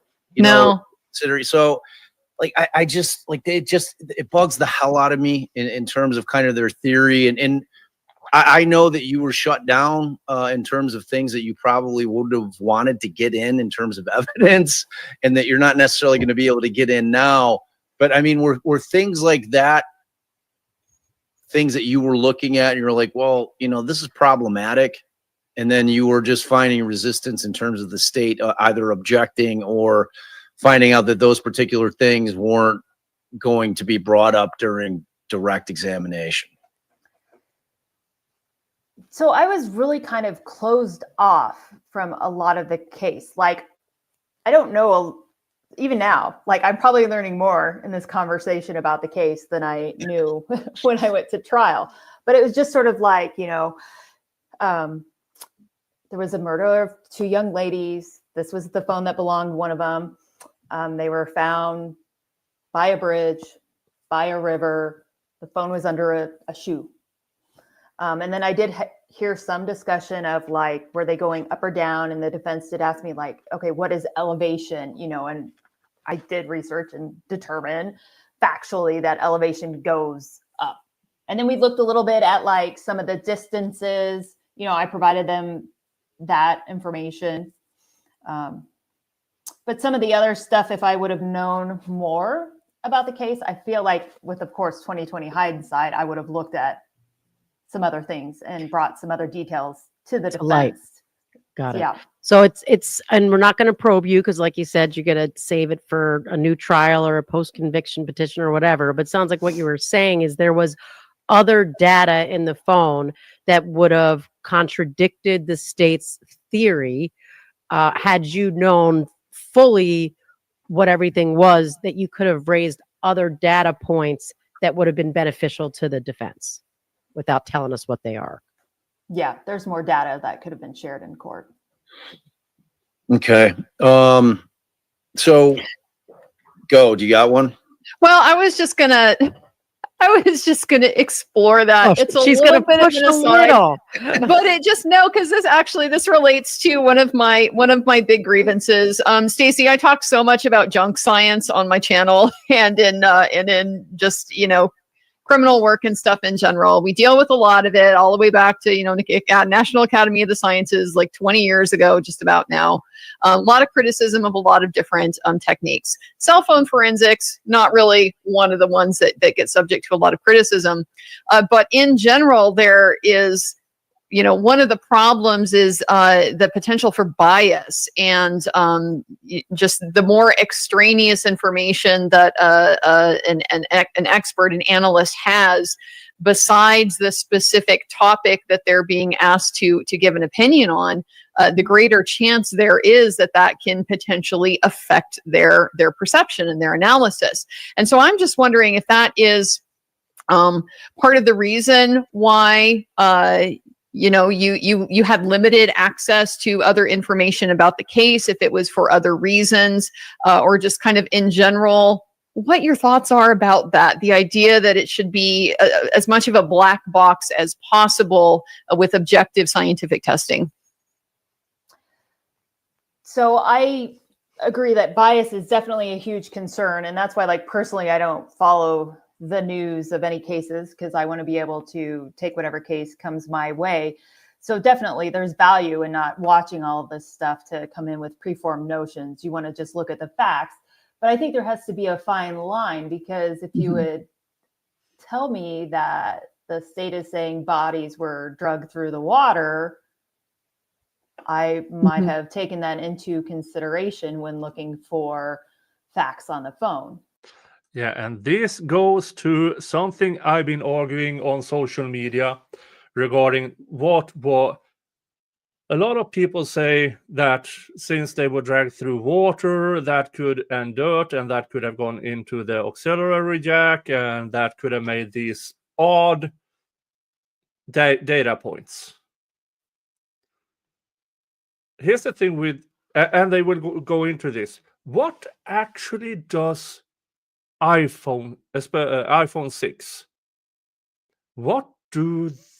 how do they determine a water damaged phone? Like such as water damage. Right. Right. Yeah. So I'm sorry, Bob. If I can just continue for just a minute too. One of the issues that came up as well on cross-examination that I think maybe is related to this. is the suggestion that, you know, because you were limited in the scope of what you were asked to look at, you had these very specific objectives for your part of your work, that, you know, that suggested somehow it's being steered, you know, by the defense or something like that. It's a fairly classic impeachment type of strategy. Me being a public defender, this also grates on me because I have experience with judges who may or may not give the defense money to be able to do what they want, for what they want, with whom they want, and so forth. Were you aware of any kind of budget constraints or limitations on the defense, and whether or not that had any influence over the scope of what you did and any potential follow-up and things like that? Yeah, so when she first contacted me to take the case, it was like, okay, well, how much is your rate? Well, what if this is our budget? How many hours? So, you know, it was definitely a factor from the beginning. And so, you know, we're going to start with X number of hours.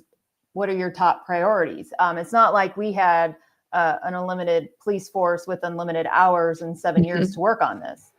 So we prioritized, but even in the midst of prioritizing, it wasn't still that narrow. I still had to go backwards through a lot of the data because yes, 433M was a key data point, but I still went backwards through earlier in the morning on the 13th.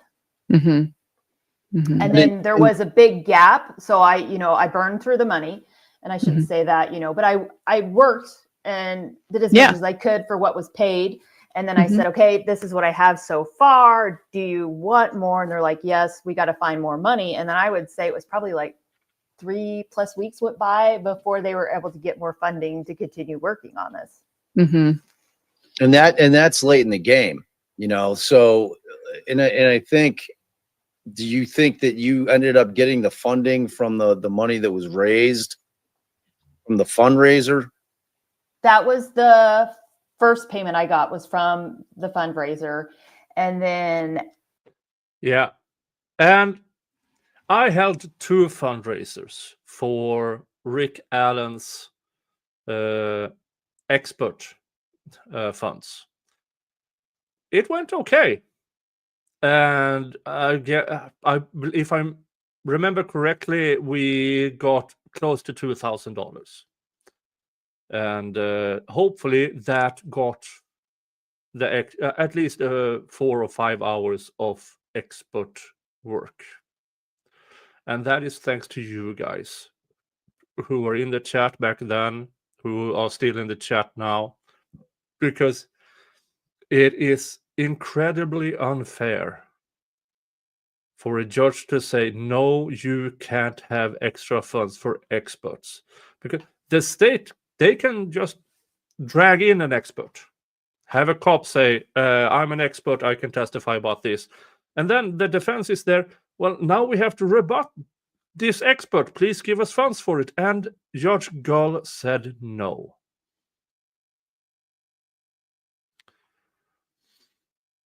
That is fundamentally unfair. You should not, as a defendant, be forced to fundraisers for your defense.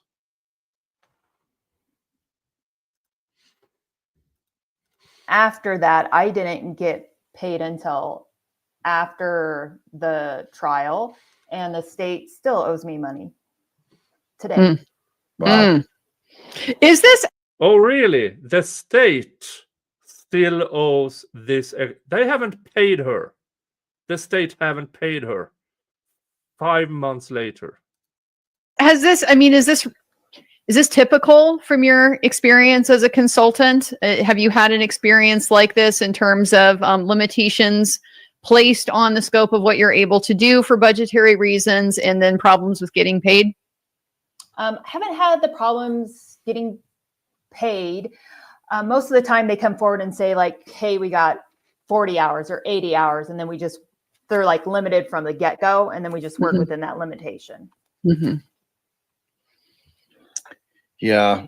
So I just want to touch upon the concept before we kind of slip into what I considered to be the smoking gun, which was that the headphone port was, I activated and or accessed, whatever, however you want to term it.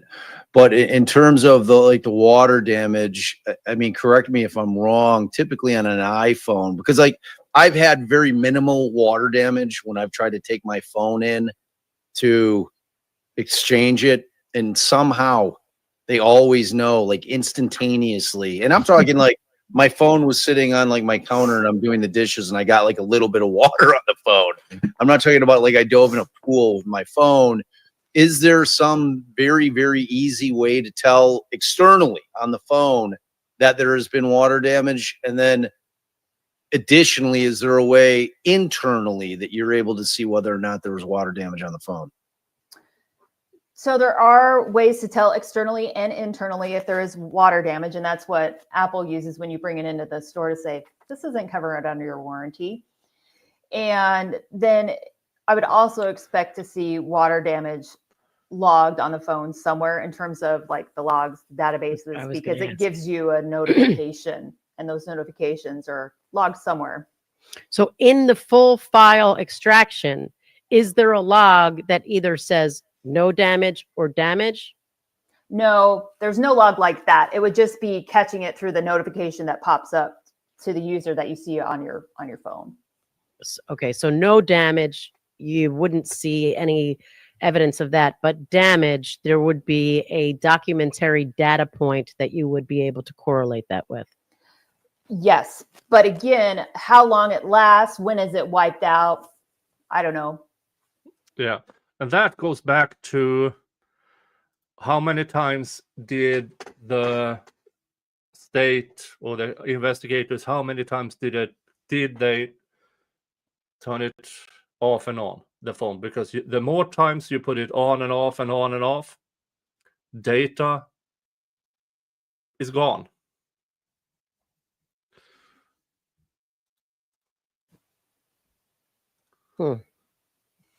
So, but now let's talk about when you typically get a report from law enforcement of whoever took possession of the phone or evaluated the phone before they did the actual extraction.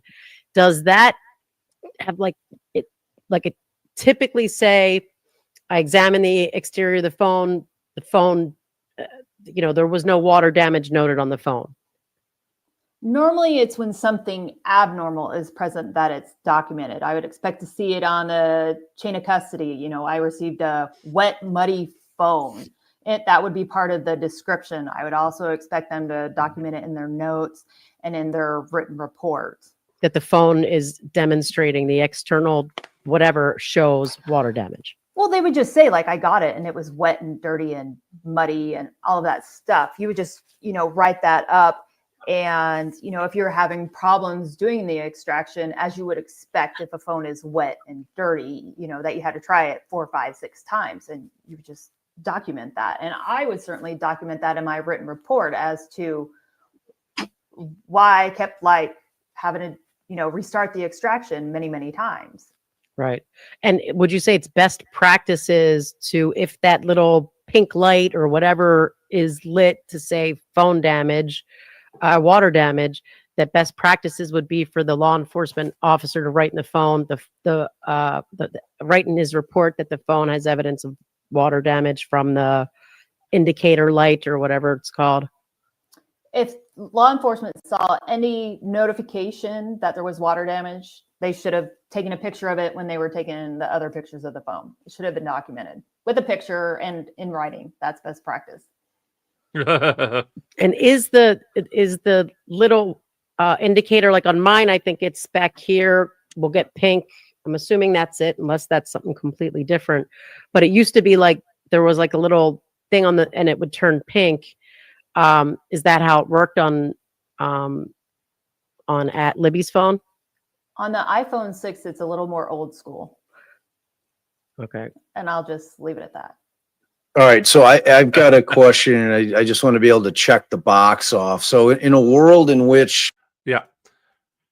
Now, I've been in contact with Bob regarding me using his stream, and I've said to him I will use portion of it with commentary, and I don't want to overextend my welcome in using his material or their material here.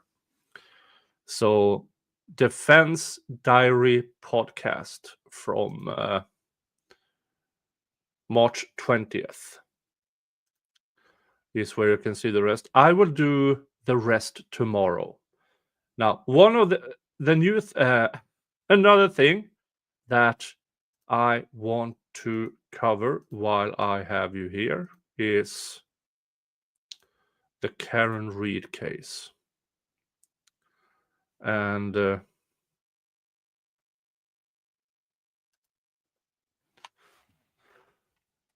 because there was a hearing with Turtle Boy and Karen Reed that allegedly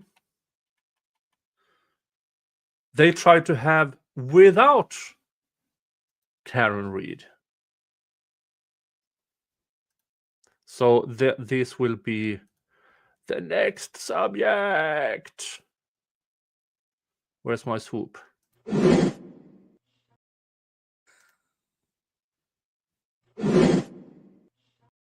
Yes, folks, that is my Norwegian fire farting dragon. You cannot sneak up on that from behind. So let's move on to, I believe, Friday morning or Thursday morning. When was it? Yeah, something of the sort. Let's see here. Let's play it back from the start. This crossover was so good. Yeah. So let's go into the Karen Reed case. Dun, dun, dun. Thank you. Yesterday morning. And thank you, Alan Jackson's bucket of nickels. To obtain a Rule 17 subpoena to pursue or obtain other information available in a separate case. But these are a bit unique in circumstances in that I am a specially appointed prosecutor to Karen Reed's case, Commonwealth versus Karen Reed, and Judge Cosgrove, Special Prosecutor Cosgrove, is specially appointed to Mr. Carney's case.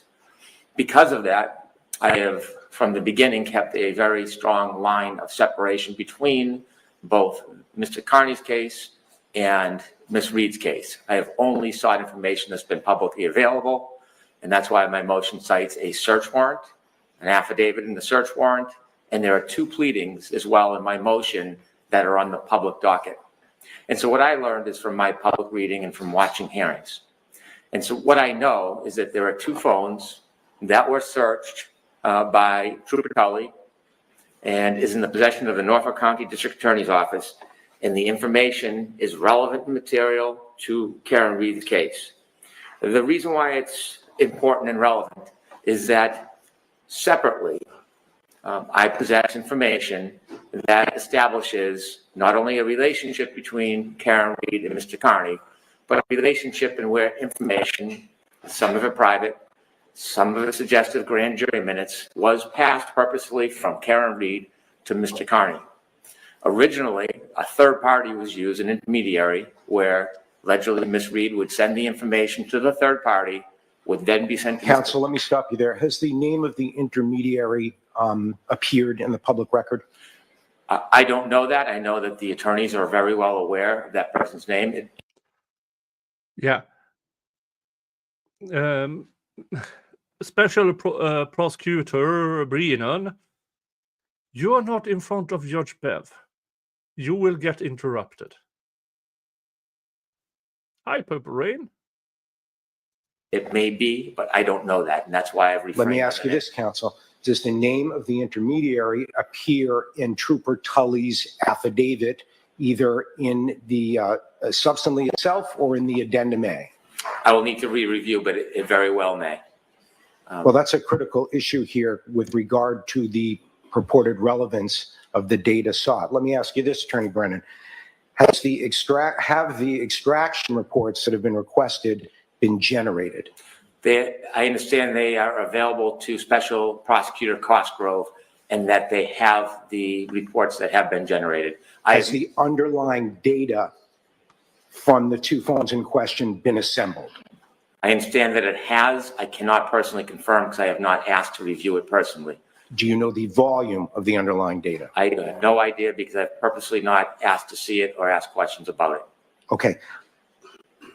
Please elaborate on relevance as it relates to consciousness of guilt. Yes.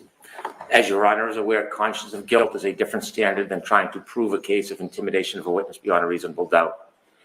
What we expect evidence will show, separately and in Mr. Carney's phone, is that there was a relationship between Karen Reed and Mr. Carney, in which Ms. Reed would provide information indirectly and directly to Mr. Carney. That information would then be reviewed by Mr. Carney, posted on social media, and consequently was used, we believe, allegedly, to intimidate and harass witnesses.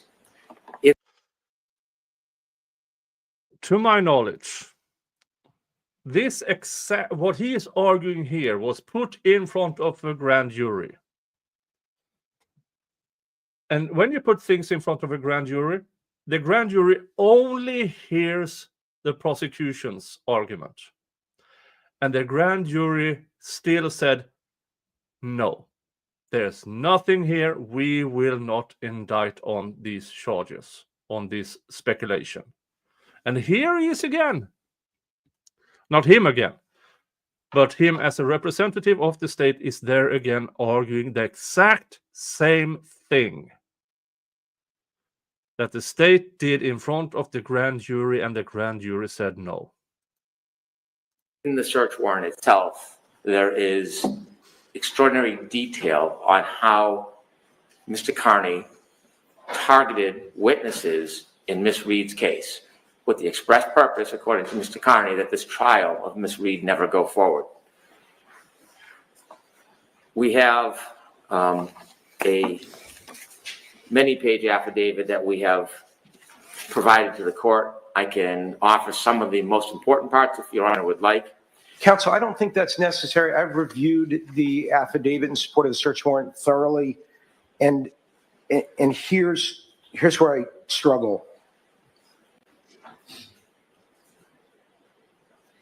So the case law says the party seeking the data in question has to make a initial factual showing that it's relevant, not potentially relevant, relevant.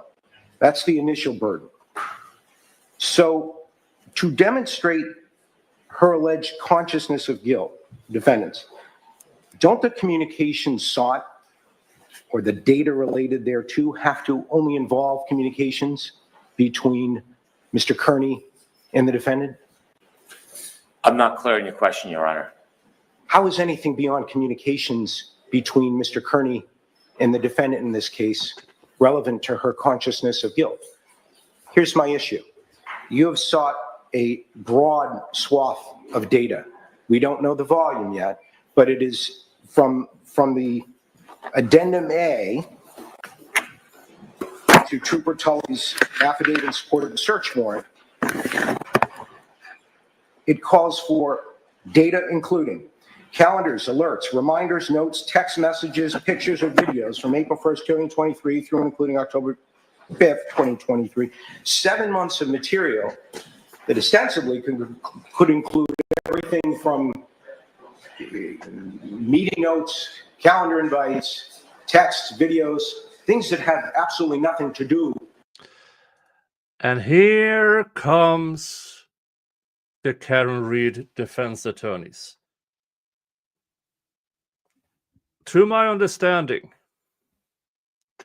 they were not told about this hearing.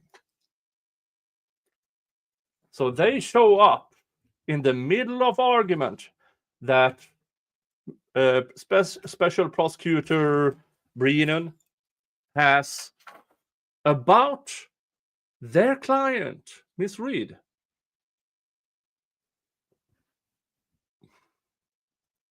Let's watch this again. could include everything from The meeting walk-in. notes, calendar invites, texts, videos, things that have absolutely nothing to do with communications between Mr. Kearney and the defendant. So how can the Commonwealth make the threshold showing that those are relevant? First, this is a ruling with Mr. Kearney, so I'm asking that Mr. Kearney and his attorney be at the table. I'm not sure why we're being joined by Ms. Reed's team, unless they have standing in this. Your Honor, we're a little confused, and I don't mean to interrupt the proceeding, but as we're Can you state your name for the record, of please? course, I'm sorry, Alan Jackson on behalf of the Court. We didn't see which case number was called for this Rule 17, if it was Mr. Kearney's case number or if it was Ms. Reed's case number. We were told, or at least our impression in talking to Judge Cannoni, was if this issue was going to be on our case number. I specifically asked that question at sidebar day before yesterday, and she said, yes, the Rule 17 that Mr. Brennan's dealing with is on Ms. Reed's case number as it pertains to her rights. And the issue. Counsel, it has been called in this case, but I don't know that your client has standing with regard to this particular issue. So the case number, I just want to make sure procedurally I'm on the same page as the court and Mr. Brennan and Mr. Kearney. The case number that was called was the Commonwealth versus Karen Reed. 00117. Okay. That's correct. Then she needed to be here and she has a right to counsel, and we have a right, we believe we have a right to be heard on this issue because it does attend to her rights going forward in terms of her case. I mean, this is her case. I don't know that yes, it is her case, but what standing does she have to challenge a Rule 17 request related to documents produced in another case? Because it specifically pertains to the prosecutor asking for information in her case to move forward, her consciousness of guilt, etc. Those are evidentiary issues, counsel. Correct, but which can be dealt with at a later time. Those are what you're suggesting are evidentiary issues which are not before the court. All of it before the court is a Lamprin hearing on material sought from Mr. Kearney's case. The evidentiary issue will be dealt with at a later time. I understand, and respectfully, I don't necessarily disagree that from an evidentiary standpoint or the disability standpoint, that can be dealt with at a later time, but the case should never be called without my client being here. She has a constitutional right to be here and to be heard, even on a Rule 17. The Commonwealth there's been Rule 17s for 2 years on this case, over and over and over, Your Honor. The Commonwealth has taken positions on Rule 17s. We've taken positions on Rule 17s dealing with third-party information, be it cell phones or text messages or whatever. I'm only asking that we be entitled to be heard on this issue, even though it deals with Mr. Kearney's phone and he's got legal representation. It also attends to Ms. Reed's rights, and it's her case number. And the reason the Commonwealth is trying to bring it in is to deal with her case, not Mr. Kearney's case. So she has to have a right to be heard. Counsel, this motion's been pending for a week and a half now. I don't have any opposition from you. I don't have any submission from you. We intended to submit oral argument as it attends to, and we're prepared. Did you give the court notice of that? We did to Justice Cannoni. Okay. Day before yesterday. And what do you propose, counsel? The only thing I propose, I don't want to interrupt Mr. Brennan's argument, but when Mr. Brennan is finished, Ms. Little is prepared to address the court on the very issues that Mr. Brennan is bringing up. I'll take it under consideration. Is there any issue, counsel, with the current configuration, of the court, such that that causes any issue for any of the parties? No, absolutely not, Your Honor. Again, I will step back. I will be a little mouse in the room. I just need to be in the courtroom. And once Mr. Brennan is finished, before the court makes its ultimate ruling, and once Mr. Gradle is finished, I think we should be provided an opportunity to be heard. I'll consider the request. Okay. Judge, I have no objection procedurally. The counsel wants to join in my file. That's an issue in terms of the filing. So just put it Thank you. Thank you. Well, Your Honor, I do object. Ms. Reed's counsel and Ms. Reed do not have standing for this motion. I don't believe they should be sitting at the table for this motion. It's a Rule 17 motion of third party. She has no privacy interest in these materials. She has no standing to object. and she's not a party on the Rule 17. Thank you, ADA Brennan. She is a party in this case, and I'll allow her to sit at council table and to have representation, and I'll consider whether I'll hear from her counsel concerning the substance of the motion and her Thank you, Your Honor. considerations there We too. appreciate the Yeah. Procedurally, Judge is absolutely correct. accommodating us. So, ADA Brennan, with the court's apologies for the interruptions, the crux of the issue, as I see it, with regard to relevancy and the Commonwealth's burden at this stage to show that the requested materials are relevant, involves the breadth of what has been requested.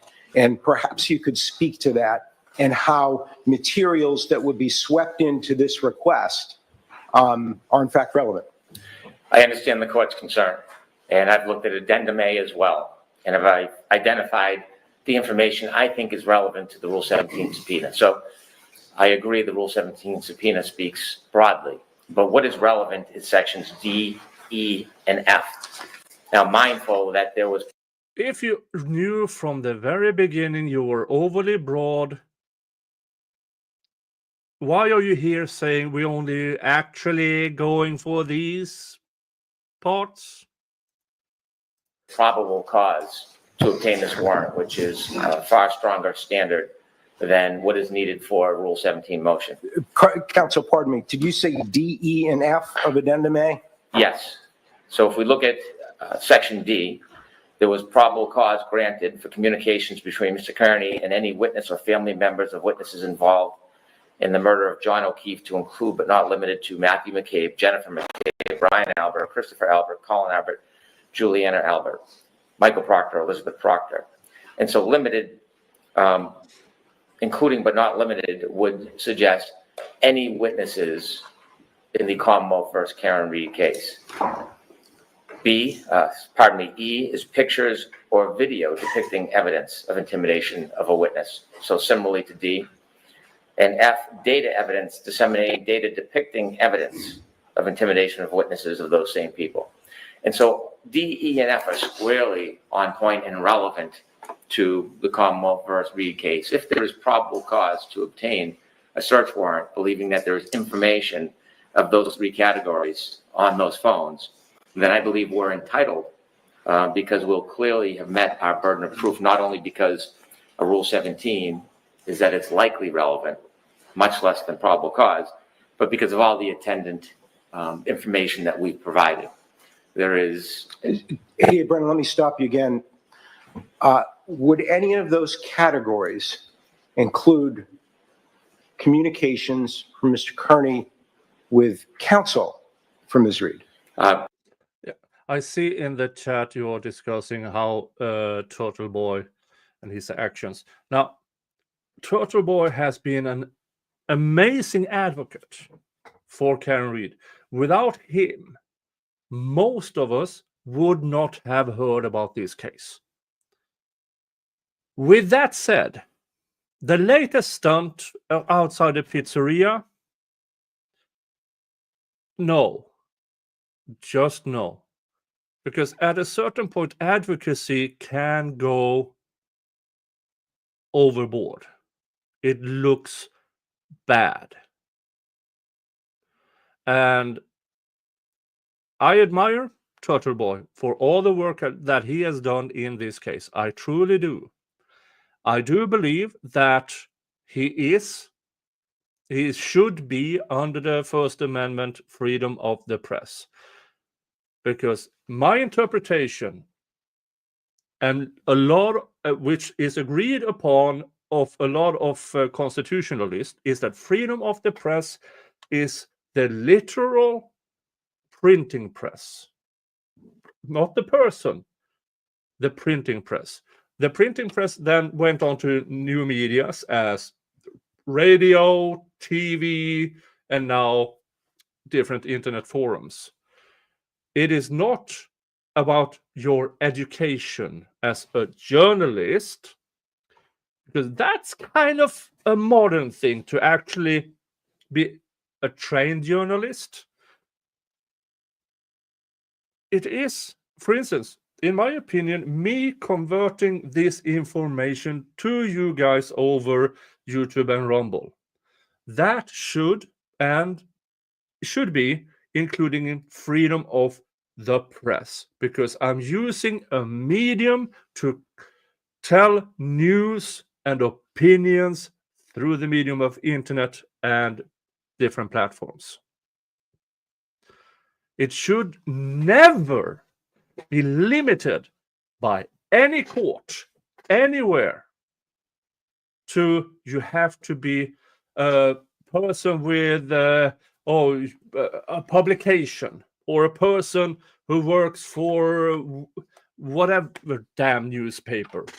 No, freedom of the press is the literal printing press.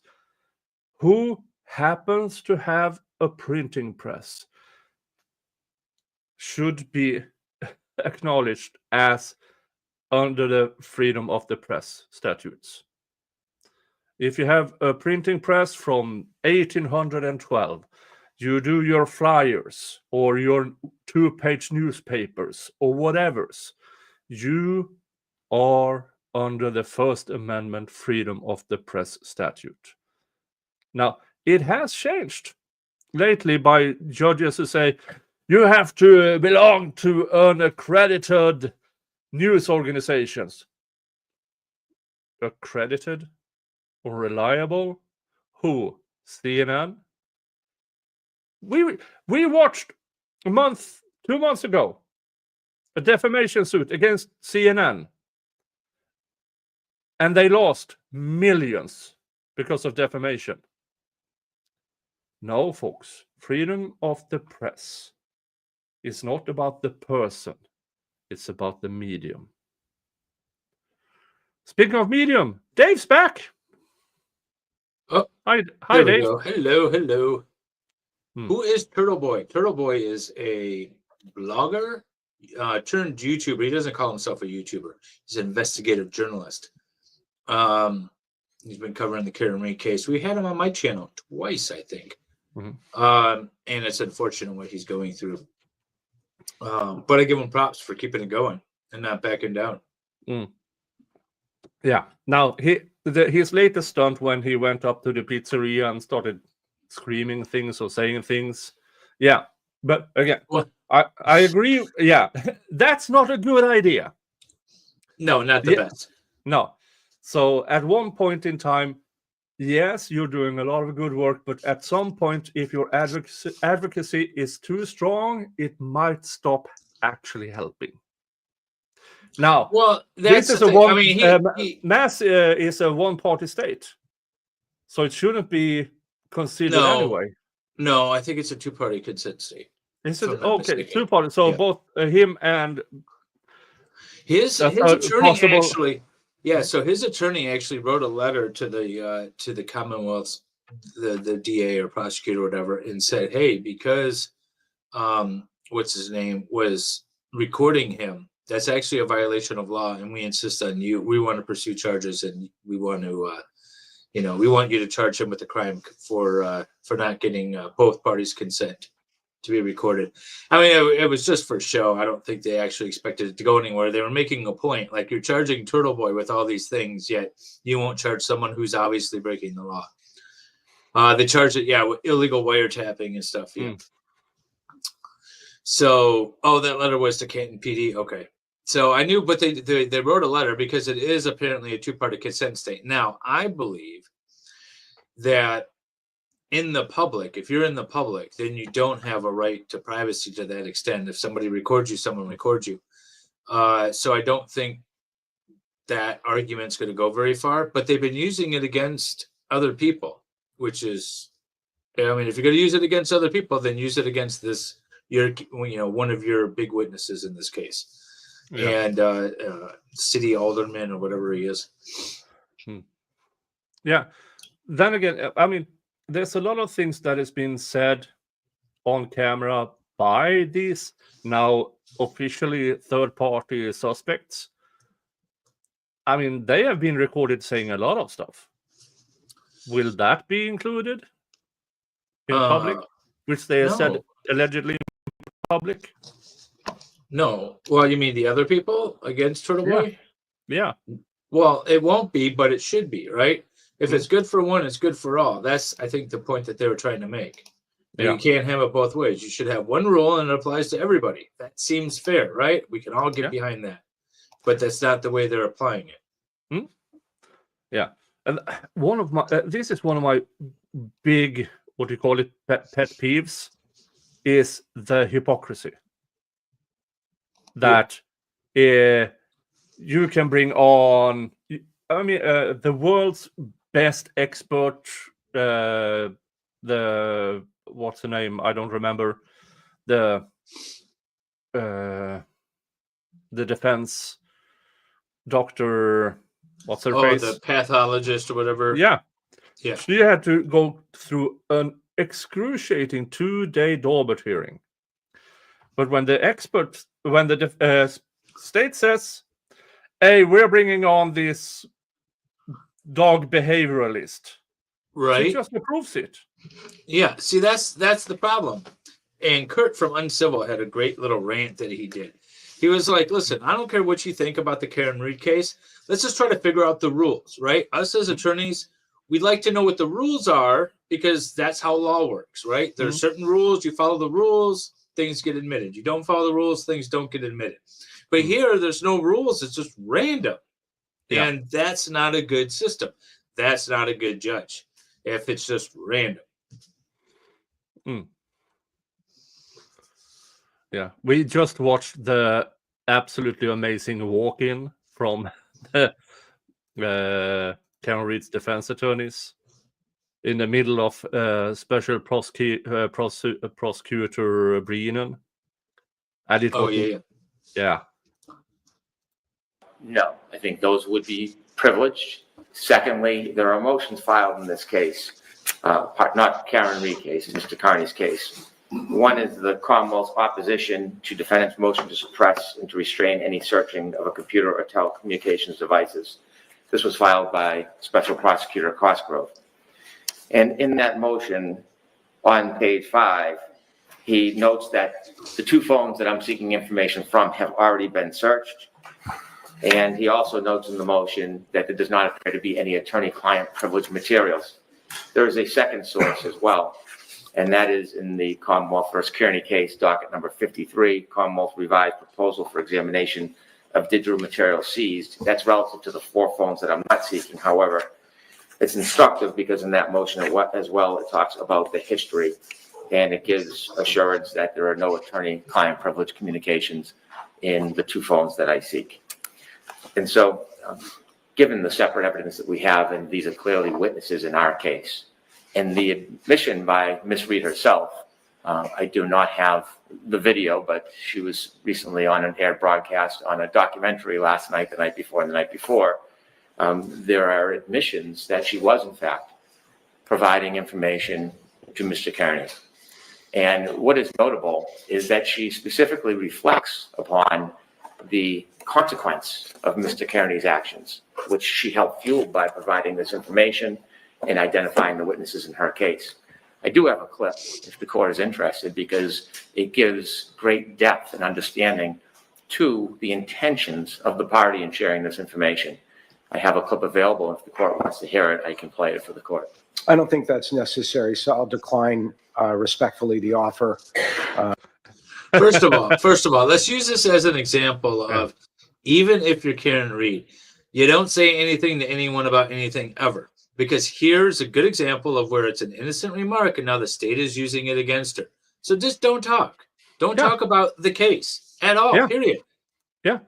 And I just had it up here on, because the Commonwealth has filed a motion to compel communications between defendants and Attorney Giannetti. Apparently because Karen Reed briefly mentioned something she told him as an attorney. Well, that's not her attorney. No, So, Janetti is her attorney.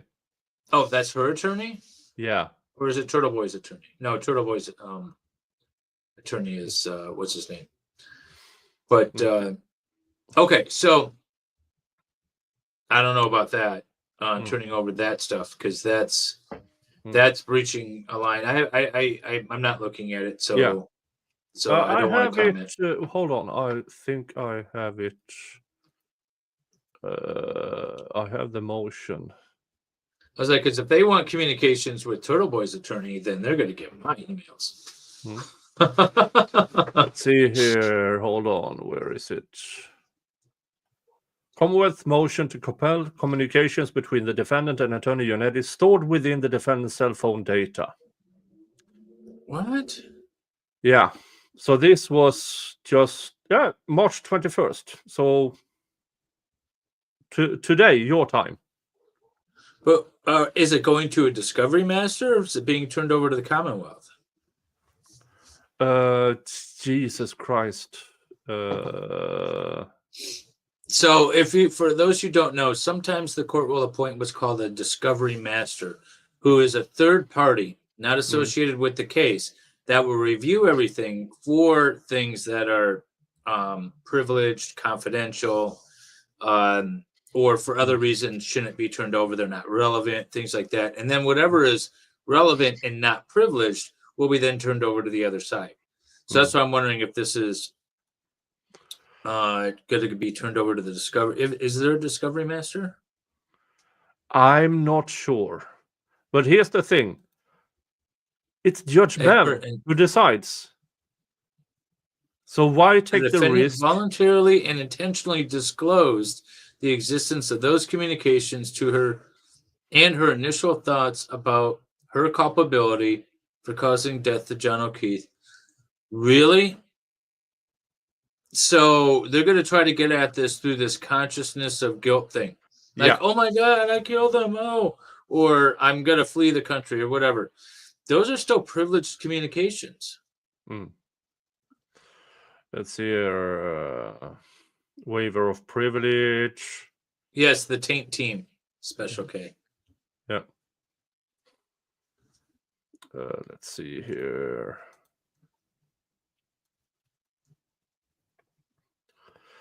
In this case, the privilege holder, the defendant, has clearly and intentionally waived her attorney-client privilege regarding a specific conversation she had with attorney Janetti regarding his collision between her vehicle and John O'Keefe. For example, in the recorded interview with Gretchen Voss, question: you never said, "Did I hit him? I hit him."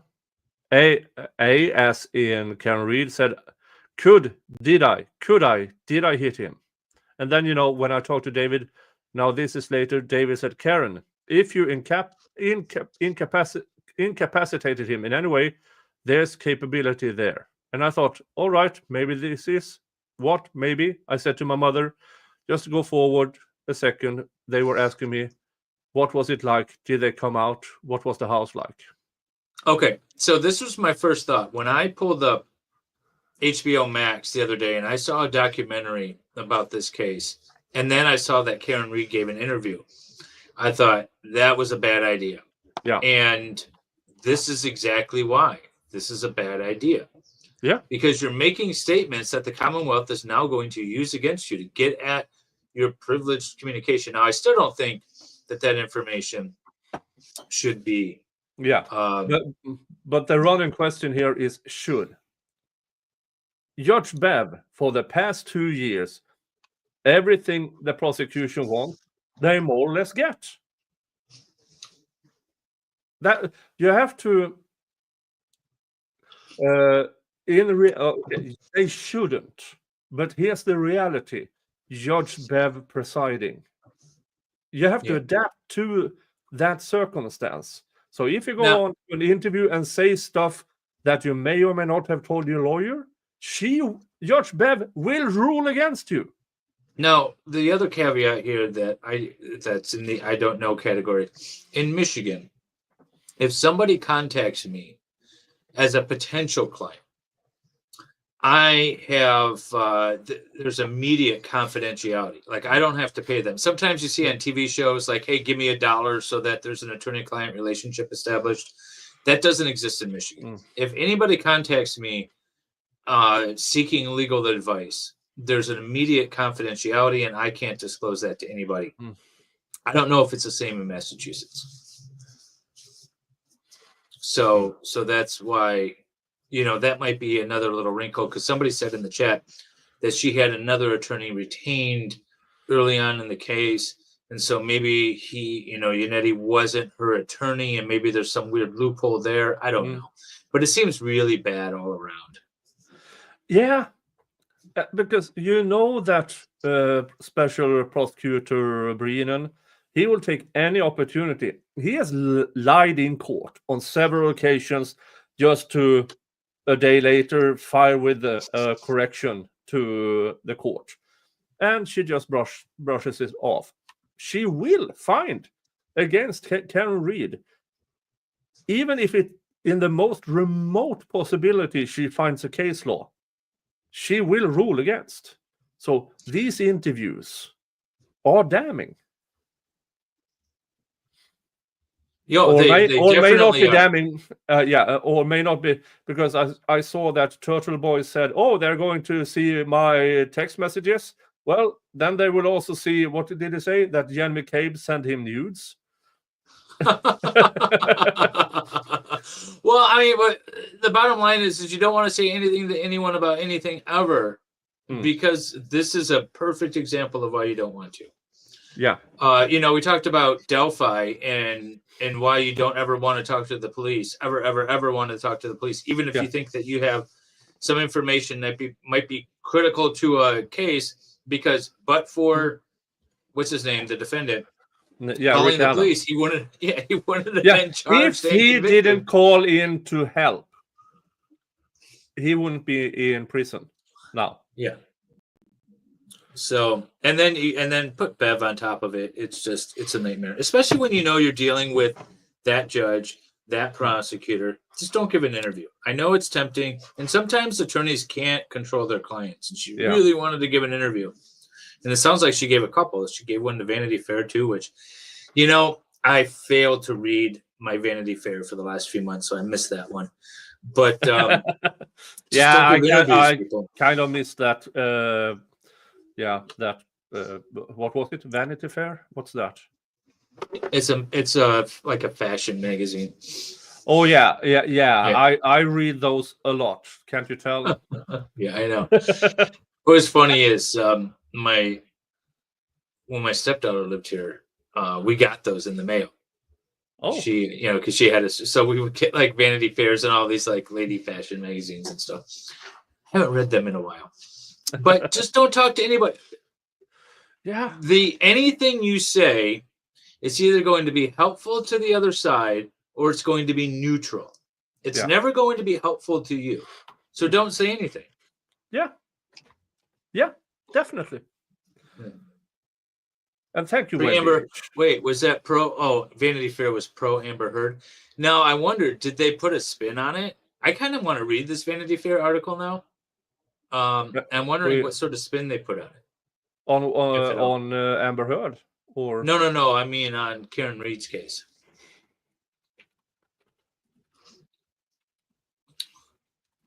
By the way, see if I can find it.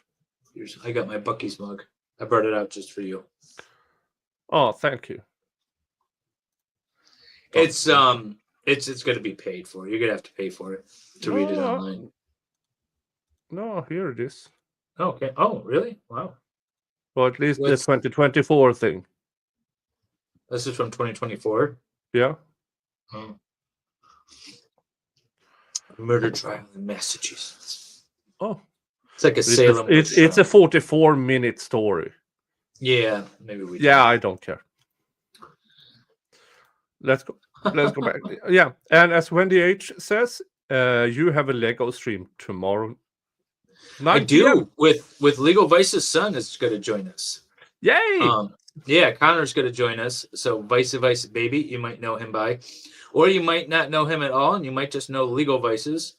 And So this is his son, Jeff, and he'll be joining us for a Lego stream tomorrow. So at 9 p.m. Eastern. So in about 24 and a half hours from now. Yeah.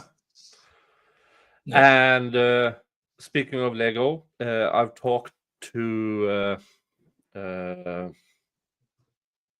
Steph. She's been messaging me.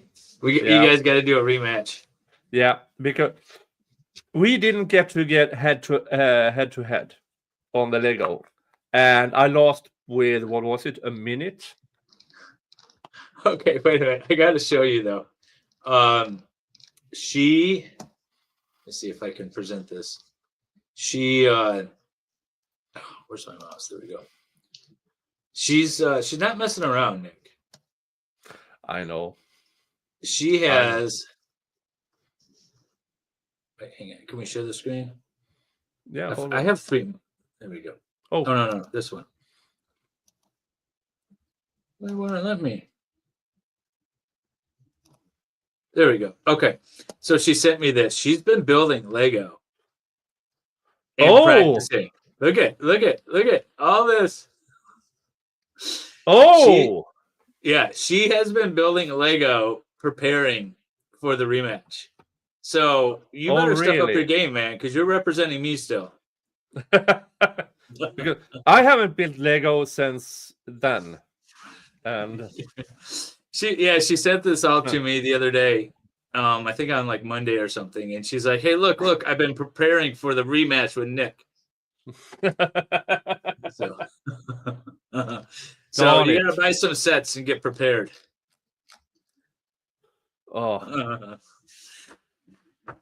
Yeah. Or I might just not prepare, because if I win, she will look really bad, and if I lose, I have an excuse. That's true. It's kind of like the Rocky and what's his name? The Russian. Who? What? In Rocky 2. Rocky 2, yeah. He's got all that Lundgren's character. Yeah. Yes, Dolph. Yeah, I can't remember his character's name, but yeah. All right, let's continue to listen here. ADA Brennan, thank you. And so in light of the fact that this information was seized pursuant to a warrant of probable cause, in light of the proffer in the affidavit, in light of Ms. Reed's admissions of the sharing, inevitably, the obvious consequence to witnesses, this is relevant to consciousness of guilt.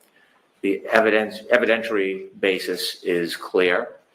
I do not have access to this material if a Rule 17 is necessary. And again, I've filed the Rule 17 out of an abundance of caution to be beyond reproach.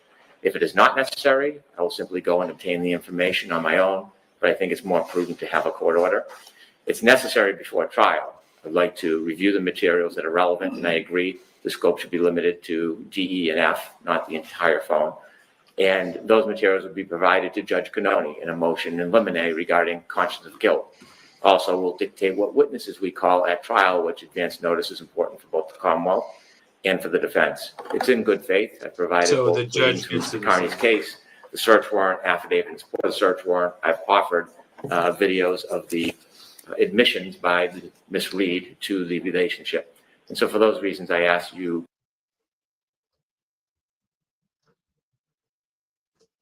What did you do? Good morning, Your That Honor. was the stream, not me. Judge, this is a Lampron request, is the case, and I know you're familiar with it, Your Honor.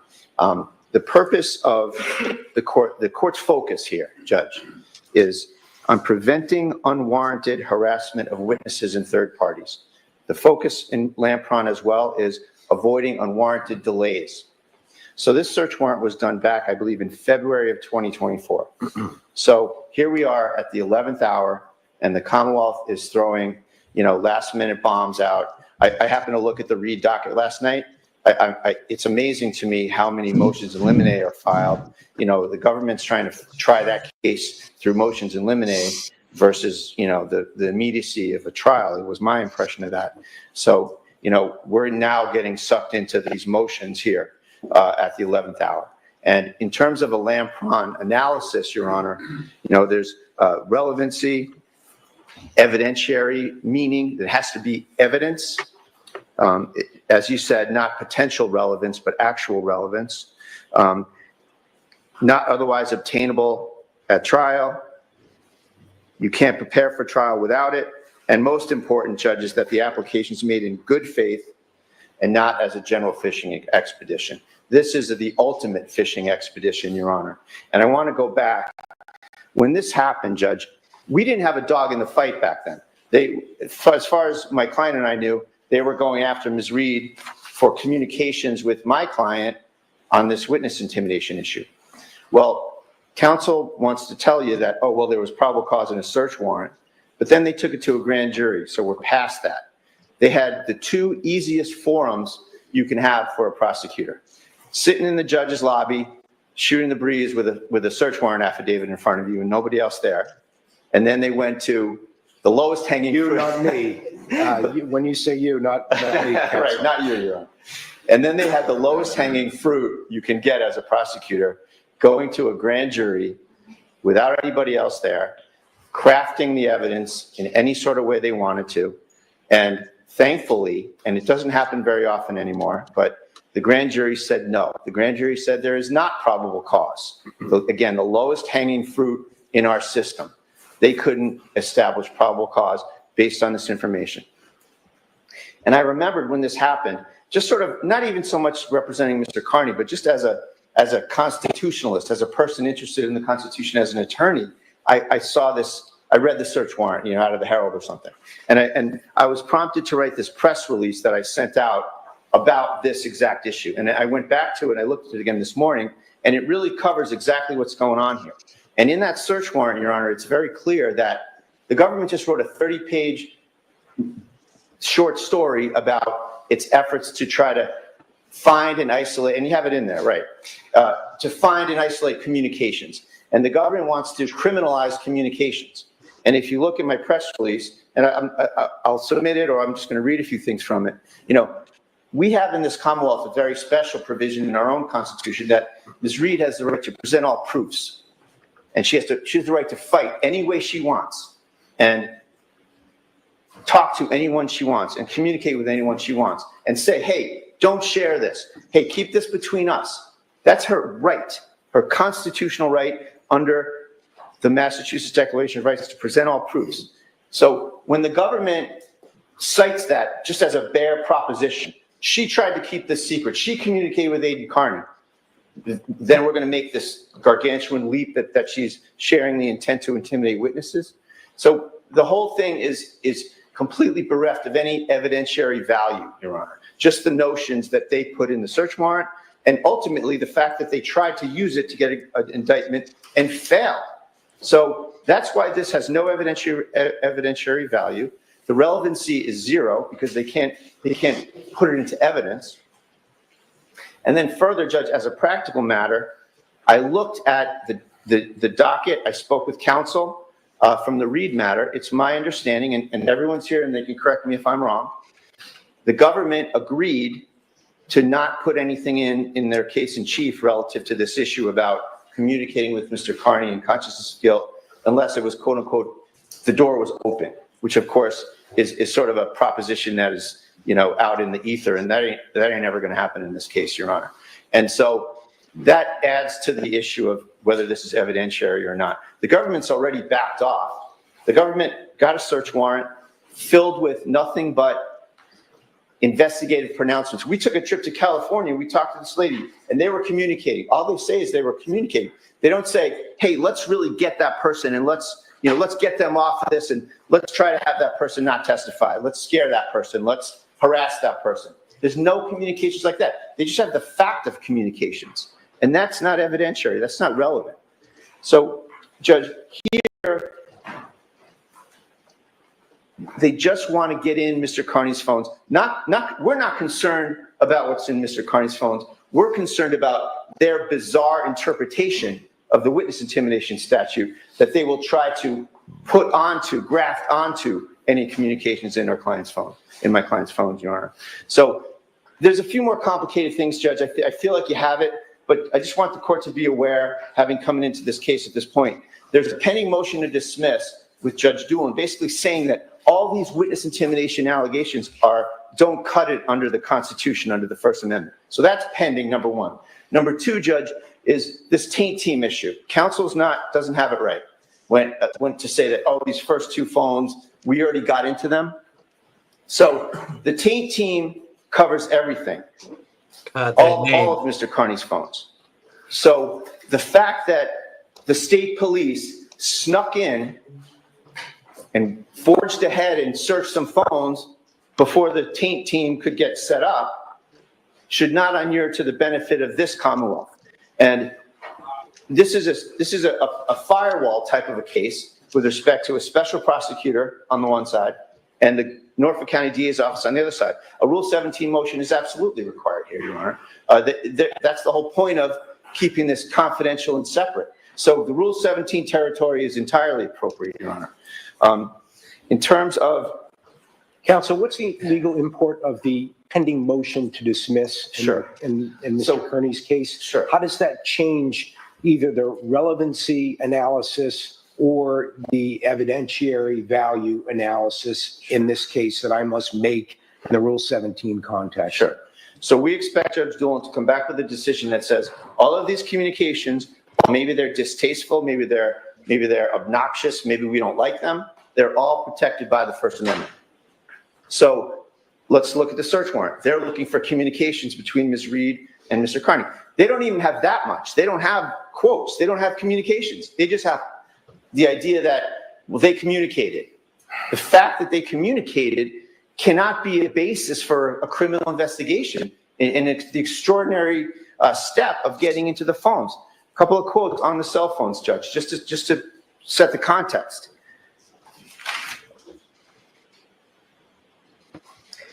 This is what from Commonwealth versus Onyx White. That is a landmark case that involves the notion, and you know, the government is always pushing the envelope, Your Honor. That case was very dangerous. The government was trying to set up a state of the law where just because we all have cell phones in our back pocket, in almost every case, let's see in that cell phone whether they communicated about a crime. And it would have been an unbelievable expansion of government power to search people's private information. Thankfully, the SJC said, no, you need to have a nexus between the phone and the crime. And they cited some other cases in terms of quotes about cell phones. Just two quick quotes, Your Honor. The cell phone is a repository of just about everything that is materially important to a possessor. Documents, messages, emails, notes, thoughts, communications, photos, loved ones, information involving loved ones. The court should not view lightly what the Commonwealth is seeking here. Cell searches would typically expose to the government far more than the most exhaustive search of a home. So I appreciate that, counsel, but at the same time, the phone has been searched. The data has been obtained by the Norfolk District Attorney's Office. It's in it's in Special 88 Cosgrove's possession, custody, control. It's already been seized. 88 Brennan is looking now, it seems, for a very narrow subset of that information that does not contain the long list of materials that you just rattled off from the Onyx White case. But it never should have happened. The search never should have happened. That issue isn't before me, counsel. That issue isn't before me. The issue before me is what he's looking for relevant. Right. What do they have? What do they have to set that up? They have the fact that they spoke. And the fact that they spoke is not evidentiary. It's not relevant. If the fact that they spoke was the basis, we'd be at Onyx White. We'd have the wrong decision in Onyx White, Your Honor. That just because people speak, the government gets to ferret around in their phones. It's a horrifying concept, Your Honor. That's really the crux of why I'm here. And the last thing I'll say, Judge, is that the fact that they got around the taint team we shouldn't just forget about the taint team. These phones need to go back through the taint team if they want to look at them. And on the taint team issue, there's more litigation to be done where the court already allowed scrutiny of the phones by a taint team for attorney-client privilege information. And my client at the time had many civil and other cases going on at the time. So Attorney Cosgrove's statement, there's no attorney-client privileged information in the phone is ridiculous. There's a ton of it.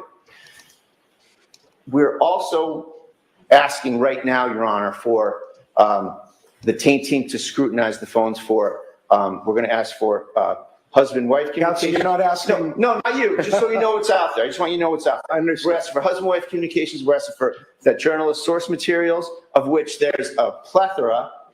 We're asking that those be scrutinized by the taint team and all that stuff be taken out. So the taint team issues are still in flux. You know, the fact that they did this, the court should deny this, Judge, just on the fact that this is an 11th hour request. If you look at Lampron, it talks all about undue delay. They had this back in February of 24, and here we are now on the eve of trial on their case. So for all these reasons, Judge, we object. This is a gross invasion of privacy. It's a fishing expedition. There is no hook that they have to say, we will find something criminal in those phones. Thank you, Your Honor. Thank you, counsel. Oh, can I comment on one of the AJ chatters? Brennan, before I Pause it real quick. Someone says, isn't the information obtained unconstitutional, makes it fruit of the poisonous tree? Yes, but a warrant is the appropriate way. Like the Constitution says, nothing can be searched and seized essentially without a warrant. And so if you can obtain a warrant, then it's not unconstitutional. And they're seeking a warrant right here. And like the judge already said, this information has already been obtained. It's just, it hasn't been released to these particular prosecutors. They're asking for a small subsect of it. And so really what the argument is relevant. Yeah, but in this, if this has already been through a grand jury, doesn't that negate the probable cause in the search warrant? Well, it went through a grand jury for Turtle Boy, right? It didn't go through a grand. I mean, it went through a grand jury with. No, it wouldn't have gone through a grand jury with Karen Reed. It went through a grand jury with Turtle Boy. So it's a different case. Oh, you know, this is pertaining to Karen Reed. So with the welcome Commonwealth's to argument judicial nitpicking. Yeah, 101. right. Well, so the stupid position, in my opinion, the stupid position that the Commonwealth is taking is that Karen Reed is guilty. She expressed this guilt through some statements that she made, and those statements might be contained in messages to Turtle Boy from her. So we want access to that information. That's essentially what they're saying. Now, so the question is that enough of a relevance to allow this? Apparently, the judge agreed that it is, and it's going to go to Bev for review, which is scary to think about. That's what we're talking about. So I don't have the order. I know you pulled up part of it, and so maybe there will be some restrictions as far as I didn't put up just the that article. You put up the other article, which is the communication between Karen and her attorney, which. Yeah, but I do know that he essentially approved it going through a taint team, more or less. Yeah. That's my understanding of it, at least. So I haven't read enough to comment any further other than to just give you guys some general information. But what are you doing back there? You got things are banging around. Oh, you're opening a beer. Yeah. I'm going into Highland Rock or Highland Jock. Strong British Ale. Nice. And thank you to Wendy for gifting 3 cups of coffee over at buymeacoffee.com.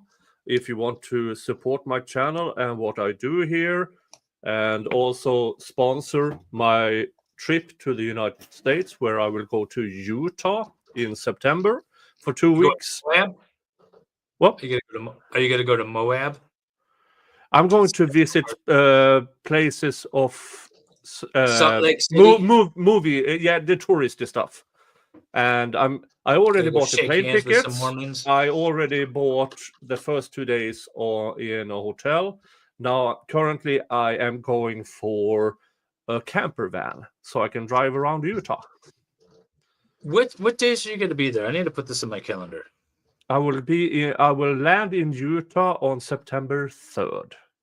September 3rd. And when are you flying out? I'm flying to Miami on September 17th. I'm just putting Nick in the country.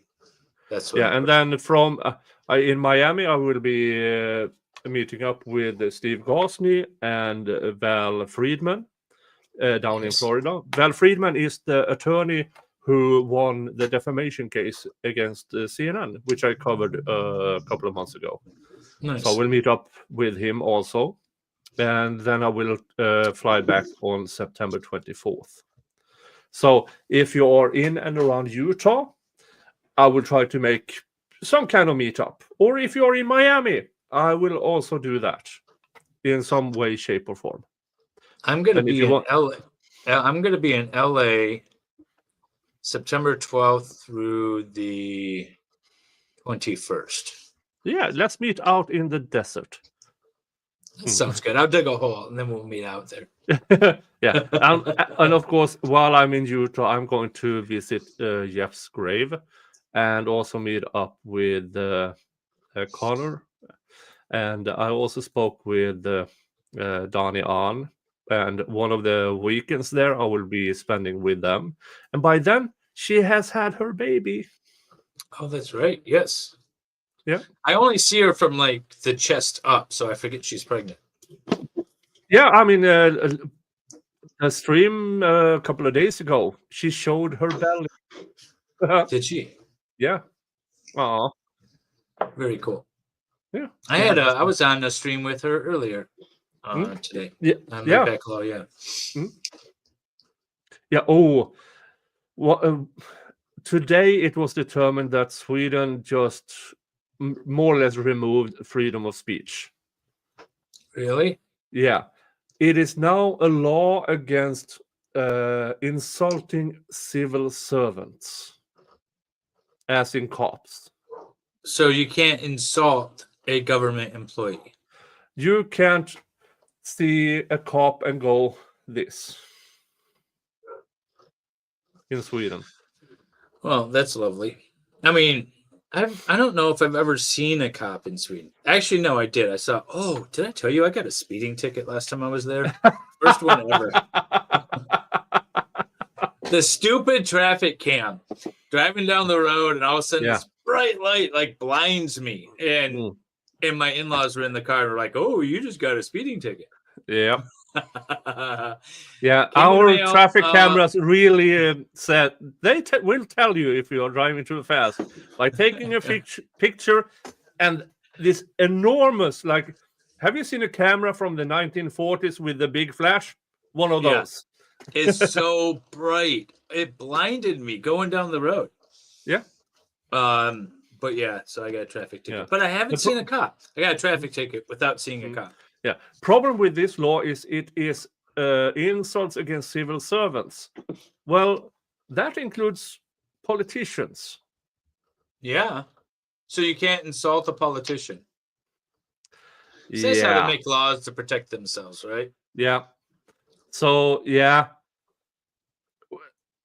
Folks in the United States, protect your constitution, because once it's gone, it will never come back. First Amendment, Second Amendment, Fifth Amendment, 14th. Once it's gone, it's gone. Jesus Christ. Denver visit? Salt Lake City to Denver is 500 miles. I don't know. I'm just going to travel around Utah to the different movie sets in Utah. That is my goal with my visit. But I will be in and around Logan, Utah, and Salt Lake City, Utah.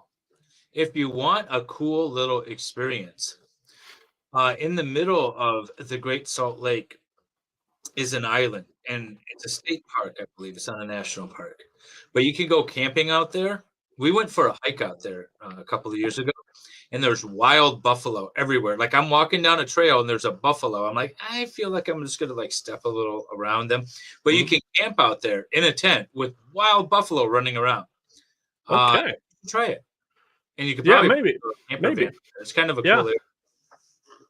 Yeah, why not? I mean, my next goal is for the camper van, and that is between $150 a night, and I need a camper van for 12 days. So that is the next goal. Very cool. But yeah, but let's get back to this. Hear from you any further in response, I am going to hear from counsel for the defendant in this case. It's going to be Attorney Elizabeth Willard, Your Honor. Thank you, Your Honor. Elizabeth Little appearing on behalf of Ms. Reed. First, I just wanted to thank Your Honor for allowing us to be present and to be heard on this issue. The defense joins in Mr. Bradle's request in opposition to this Rule 17 motion. There's just two very brief points that I wanted to address that I don't believe were addressed by Attorney Cosgrove.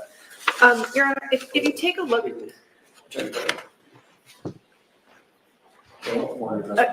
Attorney Bradle. Apologies, Your Honor. It's a lot of work. There are.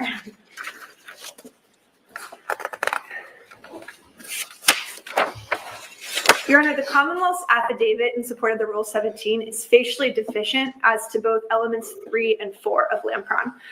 The Commonwealth does not include a single fact in the affidavit to show that it cannot properly prepare for trial without the production of this evidence. So just on that basis alone, the Rule 17 is deficient. That's the same with regard to element 4. If the court looks closely at the affidavit that was filed in support of the Rule 17 motion, the Commonwealth is required to show that this is not a fishing expedition. The Commonwealth, again, does not set forth a single fact or even a conclusory allegation as to element 4. And that's because the Commonwealth knows full well that the grand jury has already rejected the Commonwealth's claims that Ms. Reed was somehow engaged in witness intimidation with Mr. Kearney. And on that basis, because it's facially deficient, this has to be denied. We therefore respectfully request that the court deny this Rule 17 motion. Thank you, counsel. ADA Brennan, I'll hear from you in response briefly.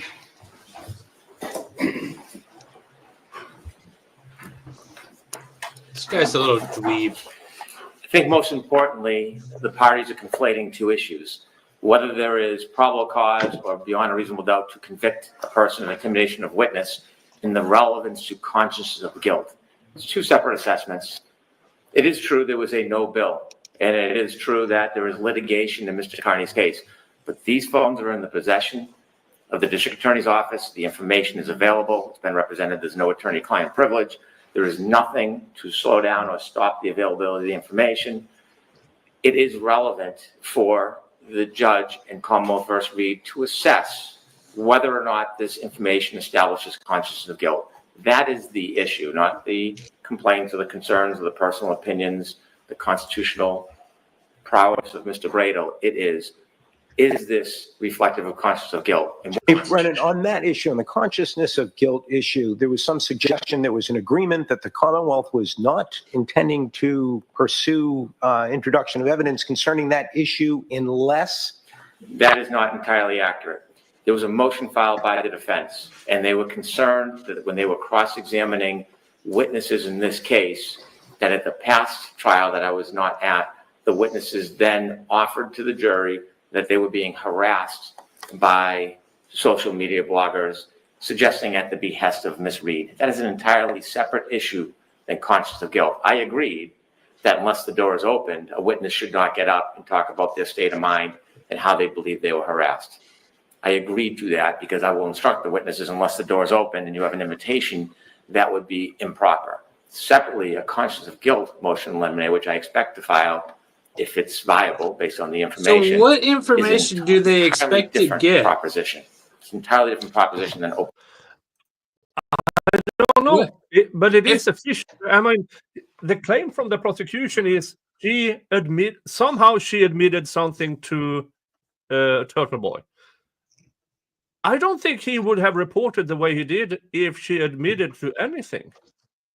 But still, what exactly do they expect? Like, consciousness of guilt is like traditionally like somebody fleeing, right? If they're running away, first of all, consciousness of guilt is all like hocus pocus BS mind reading stuff, right? Oh, somebody, they said this, they got new cell phones. That means that there was something suspicious on their old cell phone or whatever. It's BS to begin with. But let's start with that premise, right? You're doing something that seems innocuous, but it actually shows that you believe yourself that you're guilty of this crime. First of all, it should only apply to intentional crimes, because accidental crimes, you don't have that consciousness, component to it. You don't have that intent. So it shouldn't apply to accidental crimes, which this is being charged as an accidental crime. Even if it's second-degree murder, it's still accidental. And two, what do they actually expect to get from these communications that's going to show some sort of guilty conscience in her mind? I don't understand. Yeah, I can't help you with that. I really can't help you. Opening the door to the state of mind. The consciousness of guilt has more to do with the conduct of Miss Reed. Did she do something that reflects her consciousness of guilt to try to cover for the crimes that she's alleged to have committed?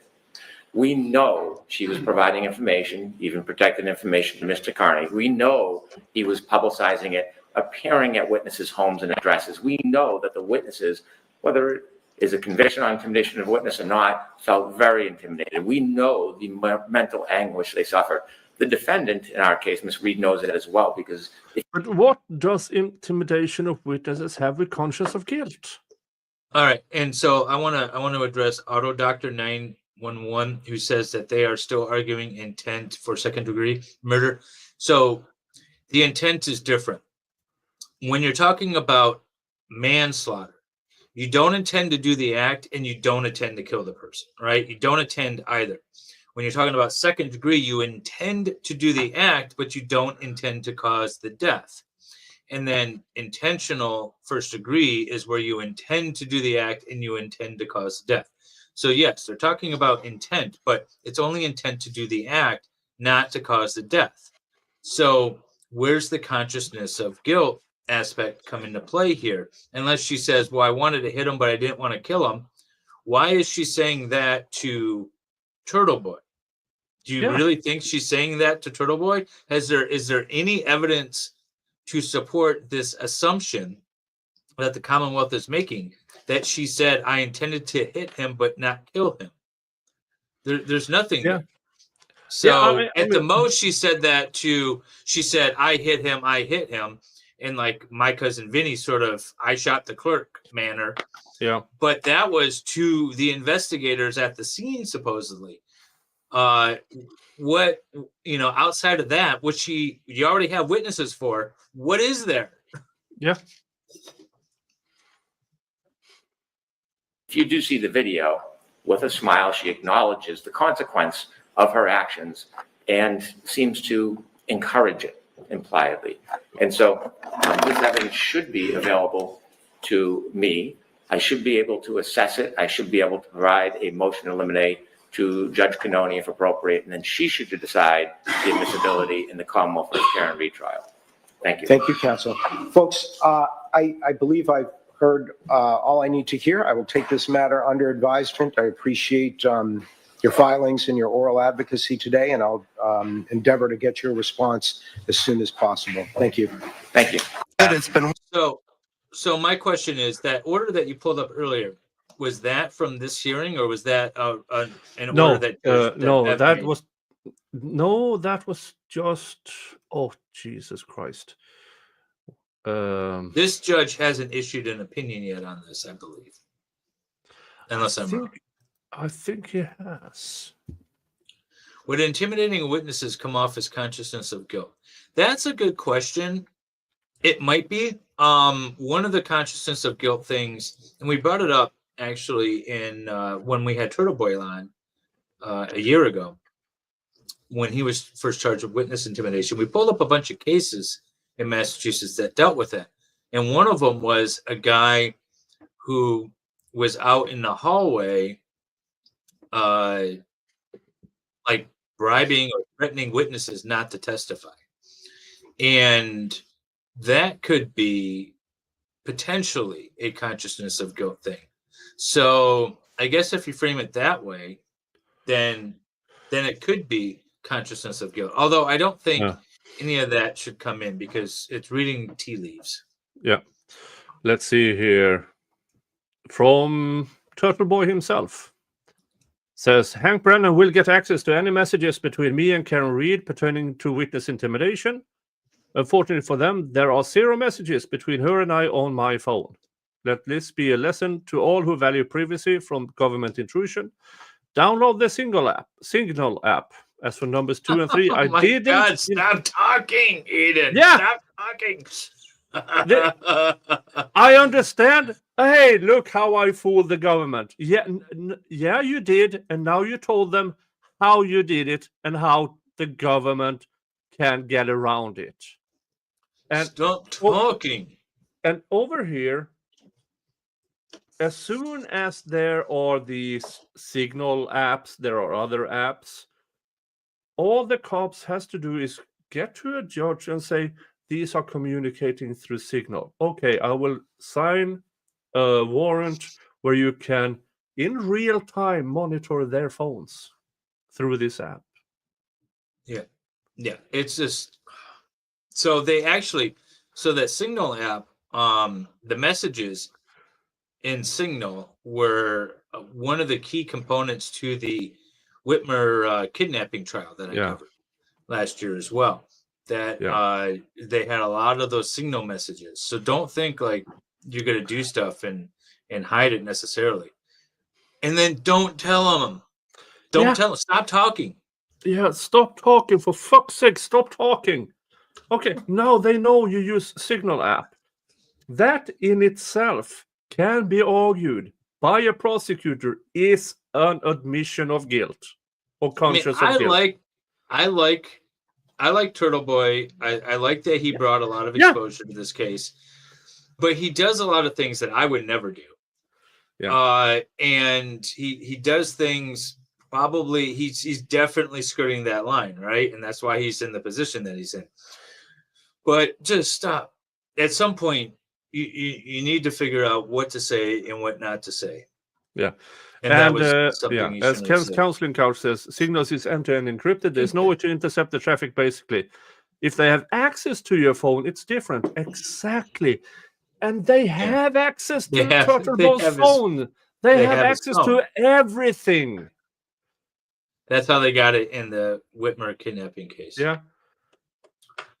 And also they had a honey hole in there too, and they had feds. I mean, basically everybody in that case, but for like the 5 people that got charged, were feds. So everyone had access to it all. But still, don't tell them how you're doing it, because that's going to be used against you. Oh, we couldn't find anything because you did it through Signal. That must have meant you had something to hide. You're guilty.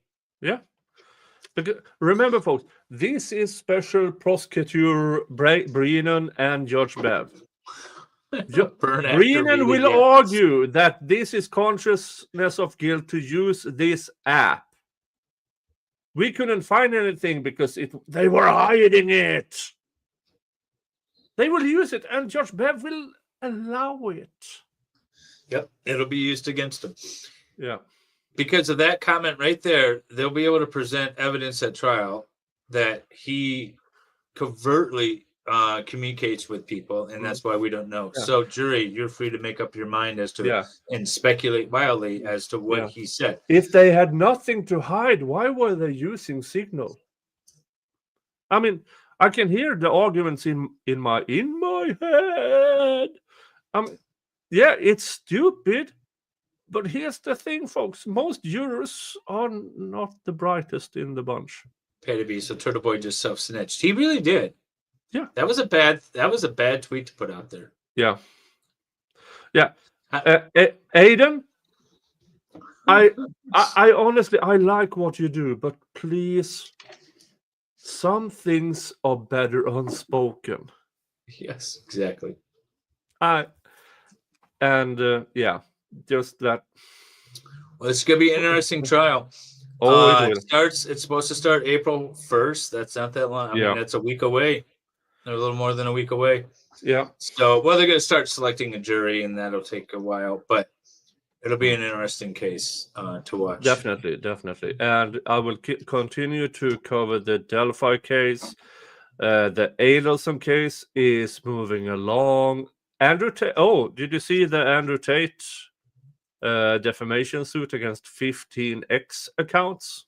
I did. I saw that. Yeah. And Twitter itself, too, right? Yeah. Yeah. And I mean, it's not going to go anywhere. This is just Andrew Tate making people spend their money. Were you included? No. Yeah. Because I know how to word things. Well, it would have been very, it would have been very good for your channel, I feel. Oh, it You're would like, have. "Oh, It would have. But I really don't want to be sued. And that is why I know how to use he is charged with. Allegedly, he did. But 15 accounts who now have to spend a lot of fucking money defend themselves against in basically a frivolous lawsuit. Is he still facing charges in Romania, or have those been dropped? Yeah. They just travel back. So yeah, and I mean that case has been going on for 2 years plus, and everything about it tells me the case isn't growing stronger. Because Really? if it was, the trial would have already been happening. So Maybe he is innocent. I will not say innocent. It's about proving guilt. All right, fair enough. Maybe they can't prove he's guilty. Yeah. And but with that said, folks, thank you, Dave. Thank you to Hella and Dali earlier. And we checked out Delphi case. We checked out the Karen Reed case. I had a great panel today, I think. And and thank you to Wim, member for 20 months. Thank you to Dave for 8 months. Only 8 months. Yeah. Erin Olivia, 19 months. Dali, 20 months. Thank you to Gaming with Lefty for your $5 super chats. Thank you to Dave for $10. Oh, I forgot I did that. You're welcome. Yeah. Thank you to The World's End, being a member for 5 months. Wendy H for 17 months. Thank you to Wendy H for your $10 super chat. And also thank you to Wendy for, she bought me 3 cups of coffee for $5 each. Nice. Over at buymeacoffee.com. I'm going to plug myself. If you guys want to see my interview with Turtle Boy, I just put it in the chat. You guys want to watch this from last year. Perfect. Yeah, there it is. And last but not least, thank you guys in the chat, the viewers over at Rumble, at YouTube. Thank you. Without you, this wouldn't happen. Thank you guys. And hit the subscribe button, the thumbs up. You know, tell your friends. Tell your this friends. Wonderful Swede that streams all the time for all of you all. Yeah. And make people get to my channel and check my videos. I've put out this week a bunch of videos with not as many views as it should have. So check my videos from the past week. It's a lot of good stuff there. And last but not least, hug your family. Unless your family's crap, then screw them and give your love to the people who deserve it. I will be sending you over to Lawn Lumber. Everybody say hi to him from me, and have a good one. Bye-bye.